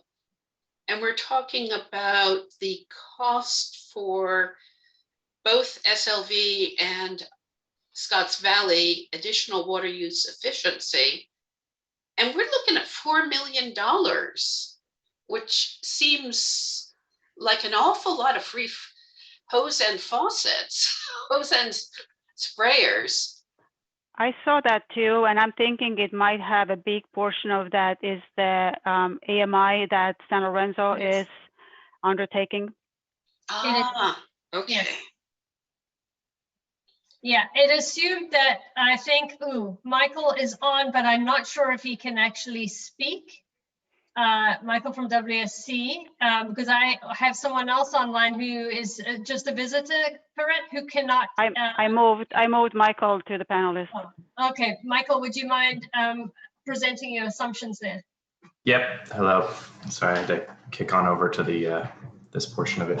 So yeah, that's correct. Over half of that, or about half of that, 1.8 million is the meter replacements. That assumes about 4,500 locations, assumes about 7,500 locations for San Lorenzo Valley at 27% complete, and then 4,500 locations for San Lorenzo or Scotts Valley at 99% complete. So we just said, you know, there's 1% left of that 4,500. There's 27% left of that 7,500. And so that's how we came up with that number. Does that seem reasonable to you, Rick? I see you nodding your head, so, okay. We're going to say yes. It does. Yeah, so it is a lot. I had the same question, Michael. I was like, Michael, this is so high. What is this? You know, so. It was higher. I think we got some input on their updated how complete each district is. So that had been revised since you guys last saw that when we presented these costs a month or so ago. We're proudly 100% complete now. Really, is that quick? Oh, that's good to know. I have to make that note so we can globally make that change. Yeah. Okay. Gail, is that in response to what Ruth is saying or new? No, it's actually a slightly different topic of things in section 4. Okay. Are you done, Ruth? Thank you. Okay, Gail, go ahead. Yeah. I did not see a project or anything addressing the fact that San Lorenzo Valley, at least, has very leaky tanks and pipes. And so we lose a lot of water that we can't charge people for. And I think in a previous version, that was kind of included among the projects that we would do, the sort of low-hanging fruit to try to basically grab back that water. And I didn't see it this round, and I hope that I made a mistake or that we put it back in, because that seems to me like a really obvious thing to do. And if there's any way that we can get help in terms of matching grants to solve that problem, it would really be a good thing. Because Rick, you can answer me, but I comment on this, but as I understand it, because we've got such a big system and it's old, and many of them were old, camps and vacation homes, and then the redwood tanks, that we lose a lot more water than an average water district does because of the kind of system we have. That's correct. Because we have an older system, we lose a higher percentage of water, and that's mainly through as you stated, through our redwood tanks and through our undersized main lines that have reached their life expectancy. I thought it was in here, but that might have been the urban water management plan. They might have ran together. It was discussed. Seems like it would go. Seems like it would go really well in 4.2.1 existing water use efficiency. Yeah. Like just roll into, water system water loss. I think it goes into the enhanced or the additional, because it's not, the existing is what they're already doing. Okay. So this would go into the additional. Yes. Okay. Well, I don't care where it goes. I just want to make sure that it's included, because I think it's an important way that our district can improve the situation. And so I want to use the GSP as kind of an advertisement that we need help, right? And that this is an important priority of our district in terms of getting grant money and other things. Okay, good point. All right, anything else on number 4? Section 4. Going once, going twice. Okay, we have someone from the public who wants something on section 4. Or earlier, they've been up for a while, and we have 2 people actually. So I'm gonna talk to Cynthia first. Cynthia, you should be able to talk now. Can you hear me now? Yes. Yes, Cynthia. Thank you. I really appreciate the work and the dedication of all of you to find ways to increase our sustainability. I have one question, which is, I've become aware of Santa Cruz's drive to replace the pipelines between Loch Lomond and the Graham Hill Water Treatment Plant. And I see that as an opportunity for Felton to interrupt that pipeline to access the Loch Lomond raw water. And as a Felton ratepayer, I am opposed to mixing Loch Lomond water with Fall Creek water, which everyone knows is the purest in wherever. I'd like to avoid contamination of that water from other sources, the problems that Rosemary mentioned of the different chemistry perhaps impacting our pipelines, which are old and falling apart. And I'm wondering whether anyone has considered a new treatment plant for Felton that would be easily reached by the old and new pipelines that Santa Cruz is planning. And to me, it makes sense because we need redundancy rather than limiting our water sources. And also because we do have still quite a few small water companies that are independent, and with the increase in regulation and scrutiny, I believe that a new water treatment located near the Zayani pumping station would make it possible to pick up some of those other users.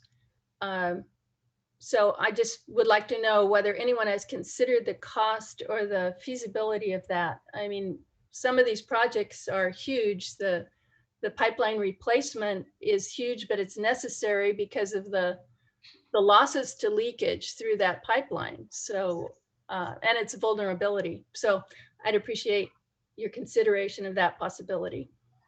Cynthia, thank you for such a good, thoughtful question. That's awesome.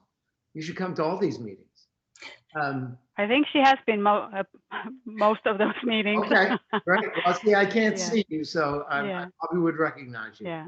And we have Frank. Frank, you should be able to speak now. Yes, good evening. It looks like my microphone appears to be active right now.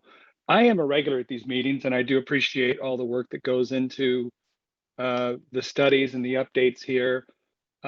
A couple questions. This may be a nit, but the new Zoom format, I cannot see who's on the call other than the directors. So there's members of the public that are sitting on this call. And if this were still live or the previous, I could see everybody that's on there. So just perhaps a nit. I made a suggestion to Nick, but nothing's happened on that. I have a couple comments. One is the concept of analyzing cost per acre foot versus gross dollars that Gail made earlier, I think is excellent. I think, you know, ultimately, like, for example, SoCal Pure, I think that water source is 2 or 3 times that of regular water, and it has to be taken into account when we're trying to look at alternative sources. The second thing is, and I'll say this as purely just a member of the public, I'm not in any way, shape, or form representing private well owners as a whole, though I am one. Voluntary metering, I think, is a good thing. If folks like us are paid to monitor our well, both ultrasonic sounding to understand drop of actual groundwater as well as usage from the meter, I think would be great data for this agency to collect as an aggregate. There's ways to anonymize that data so there is no, or at least it would mitigate potential risks that taxation without representation, which, as I understand the history, discussions of monitoring private well owners in the past have turned out with pitchforks and torches, I think, as John Ricker once said. So that would, you know, that's something to consider. I know that the suggestion was sort of pushed aside of monitoring or metering private wells. And the last thing is, I don't see any real strategy in the whole plan of helping private well owners in the sense of mitigating us in drought times. And by that, I mean, we are for the most part, in Santa Margarita. I mean, we're shallow. My well's 185 foot deep. In a bad drought, that water could dry up and I would have no alternative source other than trucking in water at a very high cost. I do understand somewhat of the hydrology, that the Santa Margarita aquifer is what it is. It's a sponge. It's very susceptible to rainfall, but I don't see strategy in these plans of how to help sustain that, recharge it, keep it healthy overall, and that most of the focus appears to be the various water agencies, the various districts that are represented on this call or these meetings. So I guess that would be my question that I would most like kind of a response to. Is there a plan to help manage Santa Margarita aquifer, and in turn, the 700-800 private well owners that are most susceptible to well impact certainly in drought years? Thank you. Thank you, Frank. Chair Perry, before you go and maybe ask somebody to respond, Frank, we did turn on the gallery view for attendees, and I made myself to go into to that group of people, and I do see all of the panelists. So check on your side. Maybe there's another setting that you need to change there, but it was changed. Thanks for that, Perrette. Yep, you're welcome.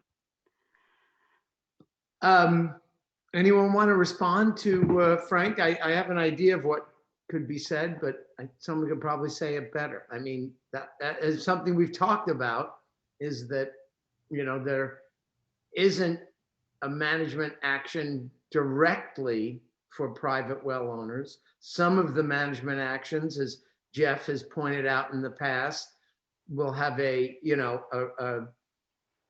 floating, a tide lifts all boats kind of thing. If the Lompico gets in better shape, and in turn affects things above it. But anyone else want to, Georgina? Yeah, I can. So the groundwater sustainability plan is about managing groundwater use. So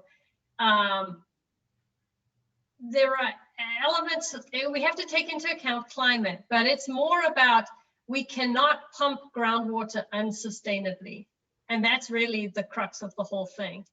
The fact that if you're on Santa Margarita and then historically in dry years, your well may have gone dry, or if you're on the Monterey Formation, it doesn't get much recharge. Like Jeff says, you can only get a little bit of water out of this aquifer. The GSP is not there for that. It's if, say the private well owners were over pumping, they were pumping so much it caused undesirable results, and this was not a sustainable situation. That's where the plan comes in. That's not the answer you wanted to hear, I'm sure. But DWR is having some listening sessions talking about drought strategy, especially for private well owners. They want to try, and that's not related to the GSP. This is just a general thing that they're doing to raise awareness and provide private well owners with some tools to deal with this. I think the county also probably would be able to help on that, but really the GSP is not there for totally to figure out if it's dry, what do we do? The big water agencies, they have plans. They spend loads of money trying to come up with these water shortage contingency plans, things like that. I know private well owners don't have the resources to do that. But I think you have got history to go on. Although in the future, yes, it's going to be dry. I think that as a whole, the whole basin needs to be looking at those possible changes in climate, which is why we put in a very worst situation case in our model, in our predictive model, to see what would happen there. So that's my more than 2 cents on that. I don't know if anyone else has anything to add. Sierra? Yeah, I'll just add, and Frank, this is something that we have given a lot of thought to, and don't have wonderful solutions, but in the table in section 4 on page 59, there's a couple of things that we put in there that mostly group 3 projects to try to acknowledge that this is a weakness in it, with Sigma, not with our plan, but we do talk about stormwater recharge projects as something that could focus in these areas, particularly in the Santa Margarita, and potentially benefits the Monterey as well. Projects that we could put in areas where we would be able to capture and recharge up to 1,000 acre-feet per year of stormwater. Another one that's in here is the Santa Margarita Aquifer private pumpers connect to public water systems, which is an acknowledgement that if things really did get pretty dire, trying to facilitate the ability of people on private wells to join in with the public water systems is another option. But those are both in the plan. I think a big problem is that private public systems are so centralized and private pumpers are so dispersed. It'd be very difficult to come up with a management action that would, affect everyone equally or even equitably. And who's going to pay for that? We look at the people that benefit would be the ones that would be paying. So it would be hard to get all private well owners together to pay for something that couldn't be demonstrated to benefit everyone equally. So it's a challenging situation, no question. No, indeed. And Chris, just if I can just respond, but by the way, thank you, Georgina and Sierra, for the responses back. We do pay, and it's been stated a number of times, that we pay thousands of dollars in certainly property tax, but thousands of dollars in drilling, maintaining, PG&E, all the costs that go along with the well. I do think low-hanging fruit, and this is something my intent is to work with the county on this, is individual water districts spends a lot of money, and really intelligent money, with smart metering, replacing turf, pan scrapers, all the things they do to get connectors or connections to reduce water consumption. I do think there's a public education opportunity here to encourage private well owners to conserve en masse. And I don't think it's happening right now, other than we happen to be in a drought, you should use less water. Right. So for me as an example, I'll curtail my comments. For me as an example, I've been looking at getting metered on my system, and to do an intelligent meter that has enough resolution to essentially detect leak is probably $1,000 in just material, plus installing that. And I'll make the investment because I want to know if in fact I'm wasting water. It's come up before, if a system is leaking, it's not a great thing to do. I do think that there's real opportunity to help, the 700 or 800 private well owners in this area of doing a better job managing water. And I think the idea of us, turning to a connection to a district is sort of like asking PG to run a line a mile or two to your house, and the cost of that tends to be prohibitive. Perhaps not an exact example or corollary, but again, I do appreciate you guys listening to my comments. I appreciate all the work that goes into this, and I'll go back on mute, and thank you very much for your help and your work. Okay, and just to be clear, Frank, I wasn't saying you don't spend any money to get your water. I was saying if we did a management action, we expect like if we did a management action for Scotts Valley, we would expect Scotts Valley to pay for it. If we did a management action for the private well owners, then the corollary would be true also. Ain't nothing free. I agree, Chris. Yeah. Okay. And Jeff has been patiently waiting with this. Arm must be sore by now. We're circling back to the last director comment on section 4. Yeah, well, it sounded like you were going once, going twice, and I wanted to actually comment back on section 3. If I could go backwards. There's a lot here to cover, and I knew there was something, and I found That's okay. Go ahead, Jeff. Okay. But I did actually want to make a comment about Frank's comment. I mean, it is really hard. I'm 3 miles from any water system here in the mountains, way back in the forest. No one's going to bring water to me. But this is going to be a really tough year for many of us. Some people will have to truck in water probably who don't pay attention, but I mean, there's a plume of depletion underneath your house where you're pumping water from, and you want to keep that plume as small as possible. So low flow toilets, low flow shower heads, use faucets sparingly, change plantings out for, drought tolerant plants, all those things. And if you save the water that's in the ground underneath your feet, it'll be there hopefully through the rest of the summer. So that's something that all private well owners should be doing at this time, I think. So back to the section 3, there's a chart on table 316 on page 361. And it talks about minimum thresholds, measurable objectives, and interim milestones for chronic lowering of ground levels. And this one caught me off guard. There's a Monterey. It shows all the aquifers, and it shows these interim milestones about how we're going to be raising all the aquifers up.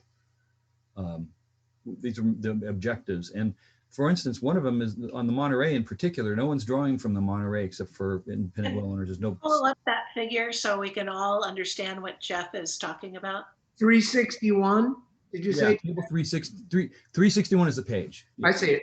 I got it. It's a table. It's table 3-16. There we go. And there's a lot going on these objectives and milestones here. So this is where we're setting goals, right, for the different wells that are going to represent whether or not we're meeting our criteria. But our projects are focused on the Lompico and the Butano, and we're gonna try and raise those levels up as much as possible with conjunctive use and some other conservation and stuff. But how are we going to get the Santa Margarita to rise when we're all realizing that it's pretty much a sponge and it's rain in, rain out kind of thing? And the Monterey also is not a very active aquifer that we can do much about. How are we going to get it to rise? Let's see, I move this thing over. I mean, more than 50 feet. That's a pretty amazing number to get out of the Monterey. What's the expectation there that we're going to do to get that? Okay, that Monterey well is right where the Lompico projects would happen. And so like Gail talked about earlier, when you raise groundwater levels in the Lompico, you're going to raise them in the Monterey and also a little bit in the Santa Margarita. And so these results, if you read the text that goes, explains how the interim milestones were developed, they are based off the predictive hydrographs that we have. Okay. So we have, where we want to be, where we are. And to be honest, again, this is just one of these things you have to check off. These are not going to be, I mean, if we were to follow the climate exactly what we predicted, it might happen. But we all know that's not going to be the case. Mm-hmm. So it's just that we need to show every 5 years when we do the 5-year update that there is some progress being made. If there's been 5 years of drought before, well, you're further back than what you plan to be, and so there will be allowances for that, and that's basically what that is. It is come from. We didn't just make it up. It's not unrealistic based off of just some fanciful number. It does come out of the modeling that we did. No, I appreciate that. It's just we have the Lompico coming up from 291 to 333 eventually, and that's 9 plus 40, 52 feet. Look for 51 feet or something like that. Whereas the Monterey is coming up, the ones above it are coming up. The thing that surprises me about that, okay, maybe the model's saying that, but there's this. We all know that Lompico's a big bucket down there where it's the water's pouring into it through the hole that where there's a gap in the Monterey, and it's going to fill from the bottom up. It's not really going to. I can't imagine that each of those above aquifers are all going to fill a foot as the bottom one fills 1 foot. They're all going to fill 1 foot. Seems like the main would have to fill first before eventually, if it really filled up, then you would see that effect. So I'm surprised. It seems like the objectives are a little high for the higher aquifers in terms of what's achieved. Yeah. Also, you get more of a increase in the Monterey because it's fine grained, right? So it has much. There are overall more. It's less permeable, right? So. When you put a bit of water in, the groundwater levels raise up more than they would if it was a sand, because that's got bigger pore spaces. The other, it's not connected. In the shale, Monterey, it's not that connected. And so There's more displacement in the Monterey, so the water seems to be, levels go up. It doesn't really mean there's that much more water there. Is that what you're saying? right, yes. Yeah, it's got a smaller holding capacity, right? Because of it lower permeability. So if you put the same amount of water in, you get more of a raise in the finer grained material than in a coarser grained Lompico.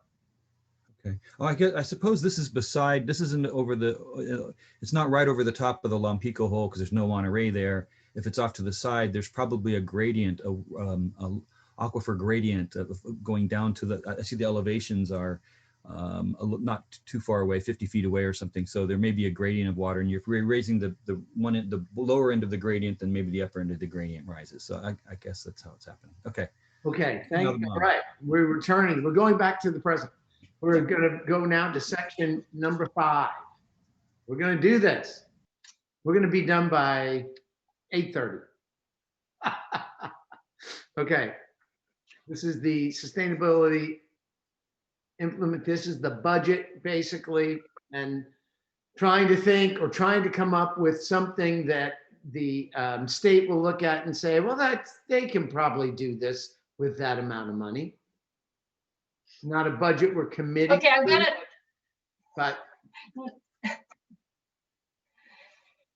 yeah, Chris, I'm gonna contradict you a little bit here. Yes, it has got a budget in it, but it's really to tell the state how we think we can achieve sustainability, given the information that we know about the basin right now.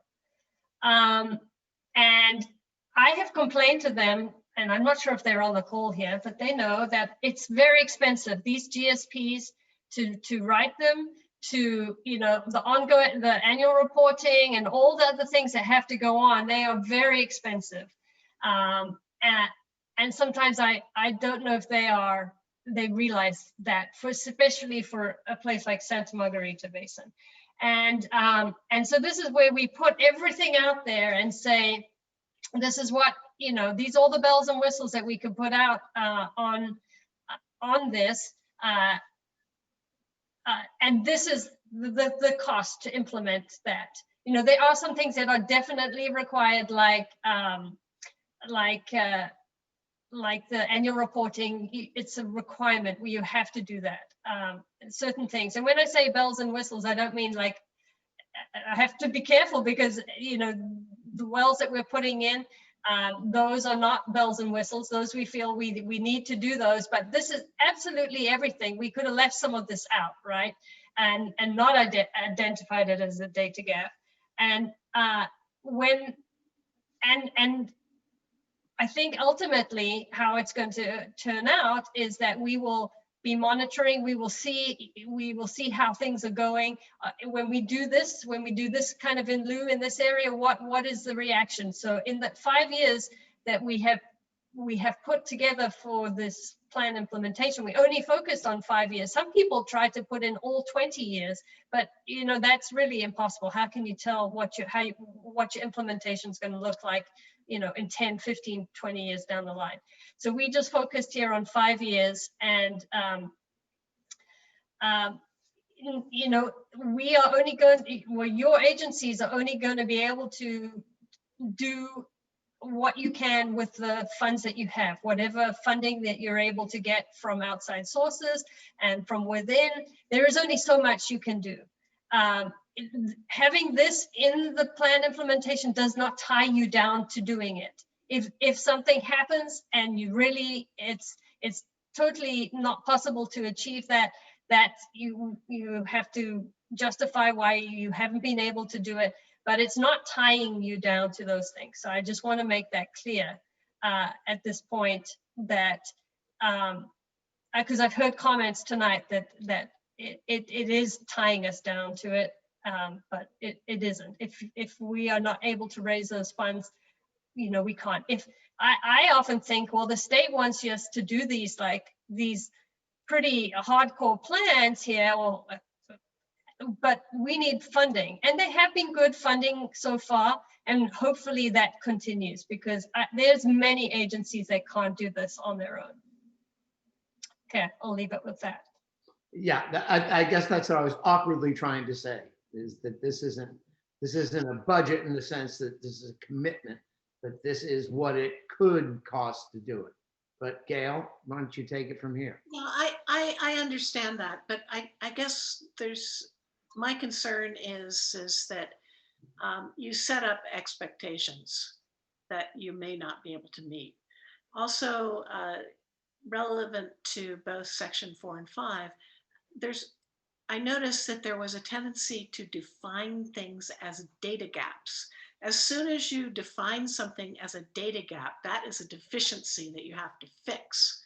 Well, personally, my argument would be we have no data gaps with regard to surface water interaction with shallow groundwater. We've got 2 wells that we're monitoring now, and given what we know about how it works, that's enough. And so what I'm concerned about is that by defining something as a data gap, which might be from the standpoint of a optimistic environmentalist or a consultant who said, wouldn't it be nice if we had this kind of data? Sure, it'd be great, but I think that sets us up for failure. And I would have, on section 4 and 5, would really be careful about how we define things as serious data gaps. And for example, I do consider the data gaps that you mentioned, and you had 1, 2, and 3, 1 and 2 as serious data gaps that I agree with. So it's not like I'm totally opposed to this. It's just that I think we have to be careful that we don't get ourselves in trouble by defining, giving that very negative term of data gap to the fact that we don't have certain kinds of data that perhaps some of the people on the technical advisory committee would like us to have, having to do with fisheries or groundwater dependent ecosystems. And we would all like to have if somebody else paid for it. But given that I represent one of the districts that, is the 3 where the costs are going to fall, I have to be able to feel like I can sell this or explain it to our ratepayers in a way that will, if not satisfy them, get sort of grudging assent. Okay, and we are looking at if, what's our minimum monitoring that we have to do. So we're going to find that out. Is there anything else on section 5? Jack, I think you had a couple of things, didn't you? Yes, thank you. Yeah, I'm wondering in section 5.1, I touched on it before, implementation activity, membership, agency membership and funding structure evaluation. And it talks about potentially adding new members to the groundwater agency. And I know that's touched on, it's reflected in the joint powers agreement. And so I'm wondering what's the thought process is there. And I imagine it's in the JPA, it was put in there because we might see some advantage to it at some point.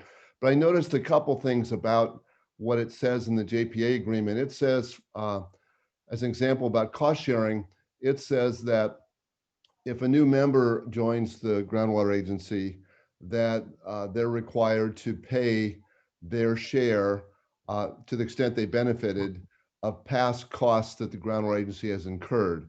So that's an interesting way to welcome somebody into the group, but I understand it's probably getting at being equitable. And then I wonder, well, would that money go to the original agencies that paid the costs, et cetera? But, and it also, of course, members have 2 representatives on the groundwater board, and the rest of us have 1. So I'm wondering if that might open the door to, and we may never go down this road, but I see it here. And so it just raises questions in my mind about, is something that's in the realm of possibility, that if there's an agency that does join in the cost sharing, that's that they might become a member? Is that in any shape or form feasible? Okay.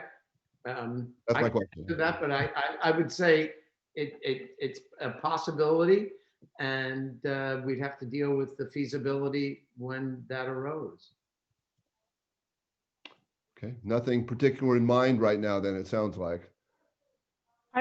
If I may, I'll add something. I think those are the type of conversations the staff is proposing the board will be engaged in after the GSP goes out to public comment, and we have few months of no particular agenda items.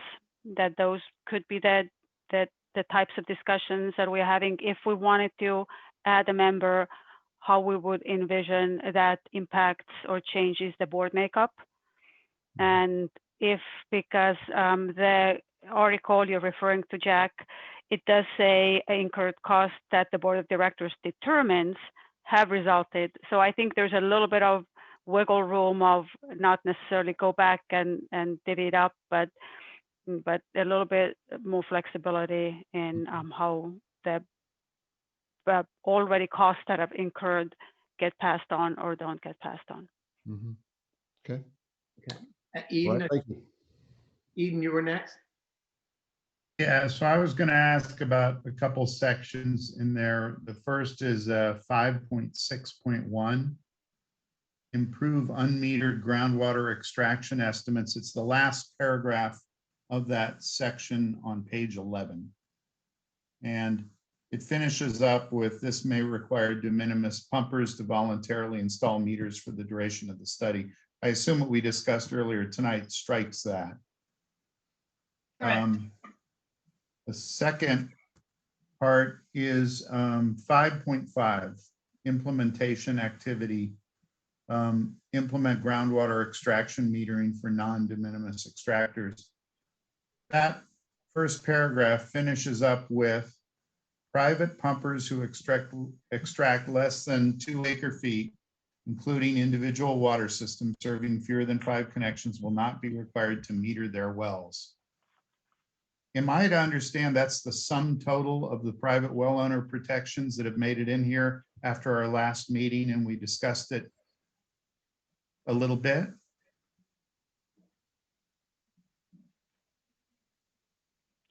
Sarah, are you taking that one?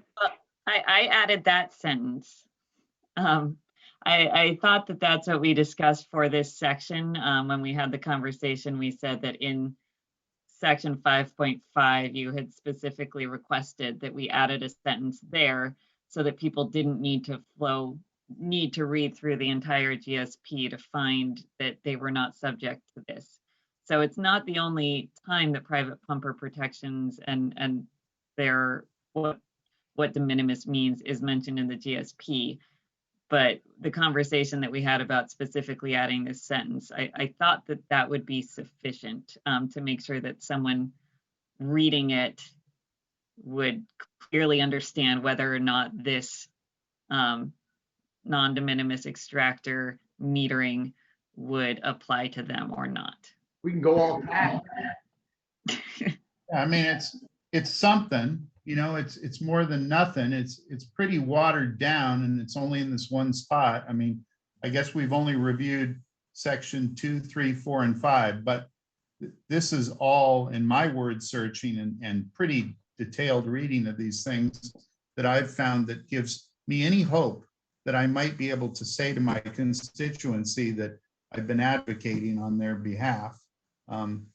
So I hope that, you know, with the appendices and the completed document that we see assembled at the July meeting or in advance of the July meeting, that there's a little bit more than just this watered down mention.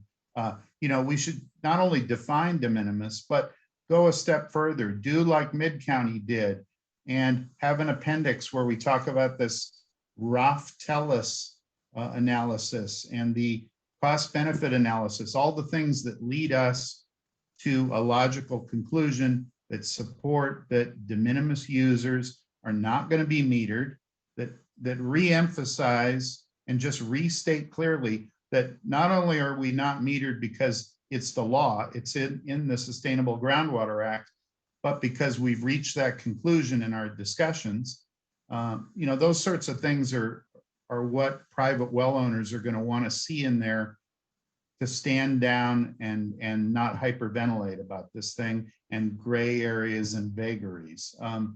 The other probably just weird thing for me is when I opened up this document, even though it's section 5, the title at the top of my Adobe Acrobat says Salinas Valley Basin Integrated Sustainability Plan. I hope that's not the template we started with, because I've been to Salinas. Mine Anyway, says that too. yeah, okay, Huh. that's it. I can clarify that that is in the file properties that we had to go. And yes, the template is in the sense of what needs to be there, what sections. It probably was a template at some point for Salinas, but the staff got it too late, so some of you got that, but it has been fixed for the ones that are up on the website. Some of you were just too fast to get to it. Mhm. I can tell now who those are. Georgina, to Eden's question about an appendix with definitions, Yeah. is that? Oh, definitions. Yeah. Sorry, I was thinking about the Raffetella stuff because, you know, we didn't have the money to pay for that. So that's why I can speak to that too after the first part. So. Yeah. I mean, definitions, as a standard thing we do in the final GSP have, well, in the draft, there'll be definitions, yes. And there are other places in section 2 that talk about what de minimis pumpers are, who they are.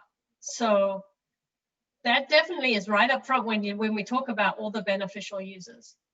Hey, Eden, if you want to suggest stronger language, I would, you know, give it a shot. Write something, rewrite that sentence in a way that, or replace it somewhere, move it to a place you want to see it and send it to Georgina. Mm-hmm. Send it to Pirat, please. Send it to Pirat, sorry. Yeah. So that Raftella study that was done in Mid-County, that was, that's not something that we would reference here necessarily because it was a study done for Mid-County. And actually, I'm surprised to hear you bring that up because we got a lot of flack from the private well owners in that basin because it's a study that outlines ways that we could charge for private well owner use, water use. But right, but it was placed in there to illustrate that the cost benefit analysis pretty clearly evidences that it's not an option due to potential costs of litigation versus management costs. That was the point of it, right? That was a point of it. Yes, that was definitely one. And it did show that it, at the time, the recommendation was based on that study that we wouldn't charge users, but that wasn't, it wasn't that we're never going to charge groundwater users. It was, we're not going to charge them right now. And we got a lot of pushback for including that, but we didn't do a similar cost benefit study in this basin because we didn't have the money. We didn't include that in the grant. But that doesn't mean that we can't or shouldn't or won't later. But I just don't. Okay, I appreciate that. I don't necessarily need to reword the sentence in this, you know, the paragraph in section 5 here. And I know there's going to be an appendices with definitions so people understand what de minimis and all these other terms that, you know, the average citizen is going to find foreign. But at the same time, we've got to have something in here that just states, whether in this section or somewhere else, that Sustainable Groundwater Management Act makes it against the law for us to impose metering on private well owners or de minimis users, and that you know, verbiage that, you know, confirms that any potential taxation or fees towards them is tabled until data, you know, use data supports it. Those are the two things that would make this thing glimmer of more safety for the private well owners. You know, if there's 2 points that we get out of this whole thing, even if it's 2 or 3 sentences after participating for 3 years, rather than just walk away feeling like we were here to legitimize the process. We got to have something like that. And I can write sentences, but if I just volley them off into the void, and then I've got to scour a document to figure out whether any watered down version of them made it in here. Well, why don't we have 5.5.1 and call it, you know, the de minimis users, and just do a short paragraph like Eden is suggesting. So it's got a heading. That would be great. It's got a headline. That would be great. Okay. I would love that as our cameo. Okay. Gail, you had your hand up. Yeah, I basically want to support what Sierra said in terms of how she worded it. I think we have to be careful that we don't privilege private well owners and give them advantages that those of us that have very similar settings but tap into either San Lorenzo Valley or Scotts Valley. I mean, you know, I have an acre. It also is a recharge place. I have a septic tank. So I am contributing to the groundwater thing. So I think it's fine to say that we're not going to, because of the law, to say that we are not going to require monitoring of the wells, but we also can't have free riders. In other words, if Scotts Valley and San Lorenzo Valley water districts are going to spend a lot of money monitoring and doing things that raise the groundwater levels, everybody has to pay, and you know, at some level. And so I don't want to privilege private well owners. I don't want to privilege Mount Herman. I think that everybody's going to have to contribute this.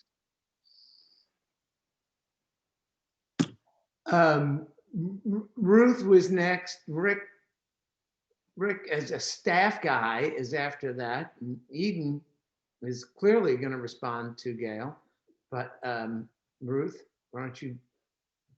I will say I agree with a lot of what Gail said, is that I've ran how much that we are paying, each ratepayer is paying for this plan, and it's quite substantial. And when you build a new house, if you want to get into our system, you spend a lot of money. Just like when you bought your house, there was a lot of money that was sunk into the well. So I think that we are very similar, but there is a tradition of not charging the de minimis users. And I agree with it for now, but I don't want to commit us forever and ever in this document. Well, I don't think that's what Eden was suggesting. I heard him say table. It was tabled. I think that is what he's suggesting. Well, that's not what he said. And that's not what anyone has on this board has said. We have said at this time, we are not going to go there because we got it. We got these grants, we're paying, we're going to get it done. And that's something for a future discussion. And I would hate to, at this point, as we're getting close to the end of this phase of the procedure, start digging back into that well. Yeah, and Eden, we love you. And Eden, did I say something close to what you're thinking? Well, I don't know. I think, Gail, you know, I'm not looking for us to give special treatment to private well owners because the Groundwater Management Act has already done that. So I'm just looking to uphold the act. That's what this whole plan is about. And I'm also not looking for a free lunch. If there are costs down the road that there is a fair case to be made that we have, you know, gained benefit or mitigation or contributed to the wear and tear on this planet, then we should pay our fair share. But we're gonna, my suggestion is, as Chris accurately relayed again, is that we table that, not permanently, but until there's use data that supports it. And right now, tonight, we dropped our, very rough estimate of private well owner use from 10 to 8%. It's not going in the other direction. And that's maybe questionable. So I think these are fair things to ask. The Groundwater Act also mandated that we be involved in this process, but other than just being a part of the aspirational discussion of a bunch of people who are less self-reliant than we've chosen to be and pay the price to be, what do we get out of this? I mean, if the protection's already in the Groundwater Management Act, I want to see something in our plan that echoes that. It's in mid-counties. Seems reasonable it would be in ours. I think, I hope what I suggested would be a good solution for that. 5.5.1. Sierra. I just want to add that both Chris and Eden have alluded to the fact we did bring this to the board in September or October, and I'll go back to the meeting minutes and try to find the language that said that at this time we are tabling the idea of charging de minimis users at what we basically decided at that meeting. And I'm sorry, I didn't review the meeting minutes at the time, but I believe it was along the lines of, we're not taking it off the table. Sorry about that feedback again. It's not off the table permanently, but it is not on the table at the moment. And I think that we could try to find some language to reflect the outcomes of that conversation and include it in here. So I'll work with Georgina and we'll review the notes from that meeting back in, I think it was the October meeting, but I will go back and look at that. Okay, thank you, Sarah. Okay, anything else on section 5? You said at 8:17. Oh, yeah, Rick, I'm sorry, you had your hand up before. No problem. Just want to wait to get through that. We talked a previous section about asking Georgina to look and see if could we reduce some of the monitoring reporting. I think section 5, we should do the same thing. Can we lower some of these costs? Scotts Valley Water is looking at rate increases. We're looking at a rate study. The county's in budget talks now, and there's issues with all of our agencies on finance. And I think we should staff should take a second look to see what we can do to lower, it's $2 million over 5 years projected. Right. A lot of money. Just my comment on that. Okay. Section 5. Okay, thank you, Rick. Anyone else? I'm gonna add to that really quick that we're hoping we can do better than that too. There's a lot of open-ended questions that this board has to discuss and decide. The very first section, or the second one, the number 2, administrative and business operations. We don't know how it's going to work. We've been doing collaborative staffing model for the last 4 years now. I don't know that this is necessarily the best approach, but this was something that was we chose. And do we do that going forward? Do we hire somebody to run this agency? Both have pluses and minuses. So if we come back with something that is meets the needs of this agency, we have annual budget approval, and at that time we can decide what we want to take on and who's going to pay for that. So I think it's a great point, and we have a lot of question marks because that's a brand new formula we're going to be using going forward. And I would think another topic for the next 6 months here for the board to get serious and give staff some direction. Okay. Yeah. Yeah, I think following on from what Perrette said, I think it's not at all clear when you look at this ONE budget whether the best thing to do is to try to centralize it into having a lot of things under Santa Margarita, or as this is written, it's distributed a lot of the costs. And one of the objections I have about this particular budget is there's a lot of things that are in there for $0, but they're actually not $0 because they're add-on tasks that we're asking our staff to do. And, you know, our staff, they don't have a lot of extra capacity here. So, you know, I think that what's going to end up happening is that the individual districts are either going to have to hire extra people, or alternatively, we could do this centrally. And I think that Paret is right, that that's something that while this is out for public discussion, we should talk about that, what we think the best model is. Another question that I have that's related is that this is the O&E budget, but there's a very large sum of money that is listed under others, under the capital costs. In other words, all the things that have to happen before you actually implement one of the projects. So land acquisition, SMGWA, legal things.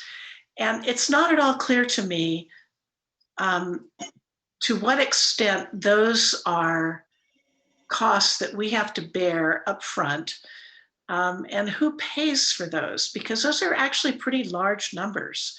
And if you annualize those, because they're often on the order of $2-3 million more, if you annualize those over the periods that the report says that most of these things will take anywhere from 1 to 3 years to put together, it makes this, it kind of dwarfs this 400,000.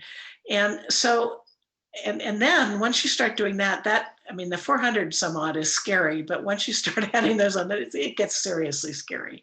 So maybe if Georgina and others can comment on what proportion of the sort of planning or gearing up to have a project that you can propose can be paid for out of grants, or, you know, how much of that we're just basically going to have to eat as, you know, water agencies. I would think, I'll just say, I would think that if you're talking about expenses for a project, for leading up to a project, that would be project expenses. Well, it may be project expenses, Chris, but the question is who pays for them? Who are paying for the project? What I'm trying to understand from maybe Georgina or other people that have experience with these grants can say is that what of that can we capture in the grant itself? Because when we do pilot studies or whatever. I think Sierra's going to answer that question. Yeah, or Sierra, right? Yeah. It's because otherwise, if we have to eat all that, I think like we can't do it. If some fraction of it can actually be incorporated into the grant itself, then it's more realistic. So I'm just trying to understand. Yeah, I would think so, but Sierra's got the answer. I know. So I'll give you a somewhat unsatisfying answer because we haven't seen the guidelines of the grant funds yet.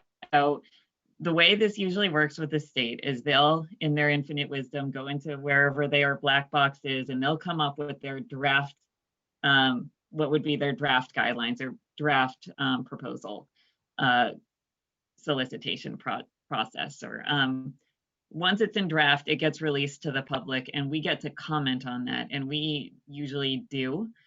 We've found actually we've been quite successful locally doing joint comment letters where agencies work together to make comments. So to answer your question directly, can things like project feasibility analysis, environmental review, permitting, can those fall under project grants? Yes, they can sometimes, if the grant proposal language allows it.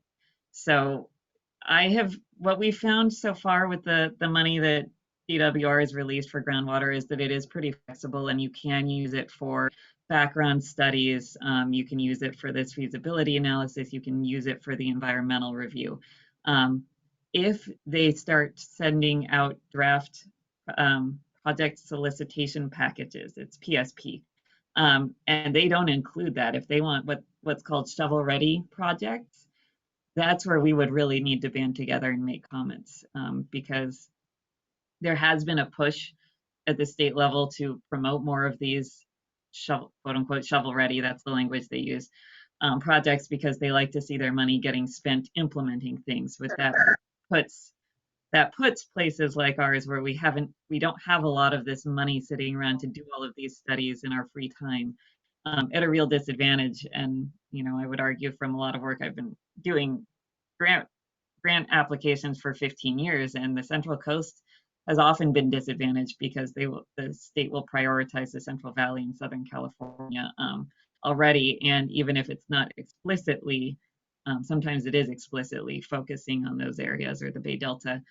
Even when it's not explicitly, often it's implicitly by the way they structure the funding, so that areas that have a lot of money to do these studies are more likely to get the funds. So that was a very long-winded way of saying it's certainly possible for us to do this and to do this background work with grant funding. And if it's not something that is proposed initially, then we will band together, we will write comment letters, we will get our elected officials involved, and we will push back in the hopes that we can make changes that would benefit our region and other smaller regions like ours. Yeah. I have to say that sometimes I think that I should quit being on the board of San Lorenzo Valley Water District and go and just camp out at the state and just say, how can you inflict all of these unfunded mandates on tiny water districts that can't afford it? It's terrible. You know, if we were LA Water and Power, this would be like, you know, the flea on the tail of the dog. But for us, it's a huge proportion of our budget. You're absolutely right. It is a big problem. I don't want you to quit the Water District Board, but if you felt like also going and picketing, that would be absolutely fine. Okay, awesome. Well, it's 8:27. I promised we'd be through this by 8:30. So anyone else have anything that can fit in 3 minutes? Anything from the public that can fit in 3 minutes? I'm checking. No hands up. Okay. So, okay, we did that. Well, we still have some agenda items, so Yes, we do. don't go yet. No, I'm not going anywhere. I just had to get through that. Okay, agenda is back. I got it up on the screen here somewhere. Okay, we have approval of minutes from March 25th, April 22nd, and May 27th. I'm hoping we can do this all in one motion. This is Ingfer. I'll move the minutes. I'll second Cassidy. Okay, Engfer and Cassidy moved and seconded. Can I get a roll call vote? Yes. Director Koenig, Aye. Director McPherson, Aye. Koopman, Aye. Pollock, Aye. Adilis, Aye. Mayhood. Aye. I think you're there somewhere. Gail? Yes. Yeah. Smalley, Yes. Stiles, Yep. Engfer, Aye. Cassidy, Aye. and Perry. Aye. Passes unanimously. Excellent. We have the Sigma Community Event, July 31st. I have 1 minute left now, but I'm going to be really quick. So really want to get it on everybody's radar.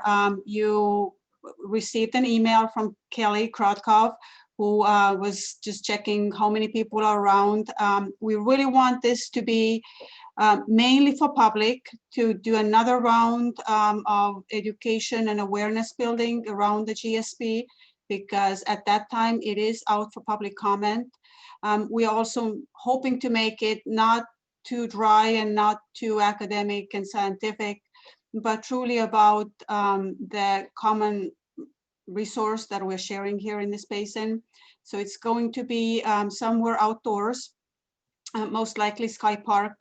We have reserved space there, and couple of tents, I think 3-4 tents with different topics, very short panel. So we are hoping that it will attract some people just to stop by, chat with all of us and all of you who can be there.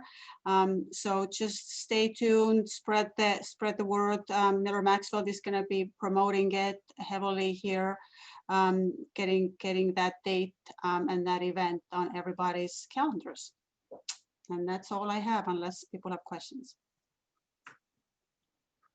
Okay. See the future items there. I'm just going to bring up one real quick that talking about, we technically could be having a meeting in person in the future. I think the big difficulty is with the public and doing a hybrid meeting, whether with a board of this size, we could accommodate the camera angles, et cetera, at the Santa Margarita meeting room. We will look into that and see what the feasibility of meeting in person would be going forward. I hope everyone looked at, Eden sent AB 754. It's a AB, I should say. It's a law that they're trying to get passed that would give an extension to this process right here. I think it's 3 months, if I'm not mistaken. It's going through, 6 months, sorry. It's going through the process, and we'll see, but we're going to be done anyway. So, but it would be a smart, I would support that law, because I'm sure other districts are way more behind the 8 ball than awesome people like us. No written correspondence, no calendar events. Item 10. Oh, I've got something for future items. Oh. And that is, we need to plan a party. So let's put that on the to-do list. I think Frank Cheap offered his house for a get together. We had a phone conversation one time. I think he put that out there. But we'll talk about that. It's a good idea, Ruth. Poor bastard. Yeah, Chris has a amazing memory. I think I talked to him about a year ago. Yes, you did. And I went, tell me why a developer sits on the board of Scotts Valley Water District, actually was my opening line. And he handled that question very well. So yeah, I have a large house. I'm right outside of town off Granite Creek. Would love to entertain people here. I have a collection of wines, make pizza. So I'm offering my house if in fact that's appropriate and there's no violation of the Brown Act. Okay, excellent. Well, we'll get our lawyer to look into that. Maybe we'll have to be muzzled or something. Can't talk business. Masks. Yeah. Okay, so I move to adjourn to Frank's house. Okay. I'll second that. It's 8:33. We did good. Okay, great job, everybody.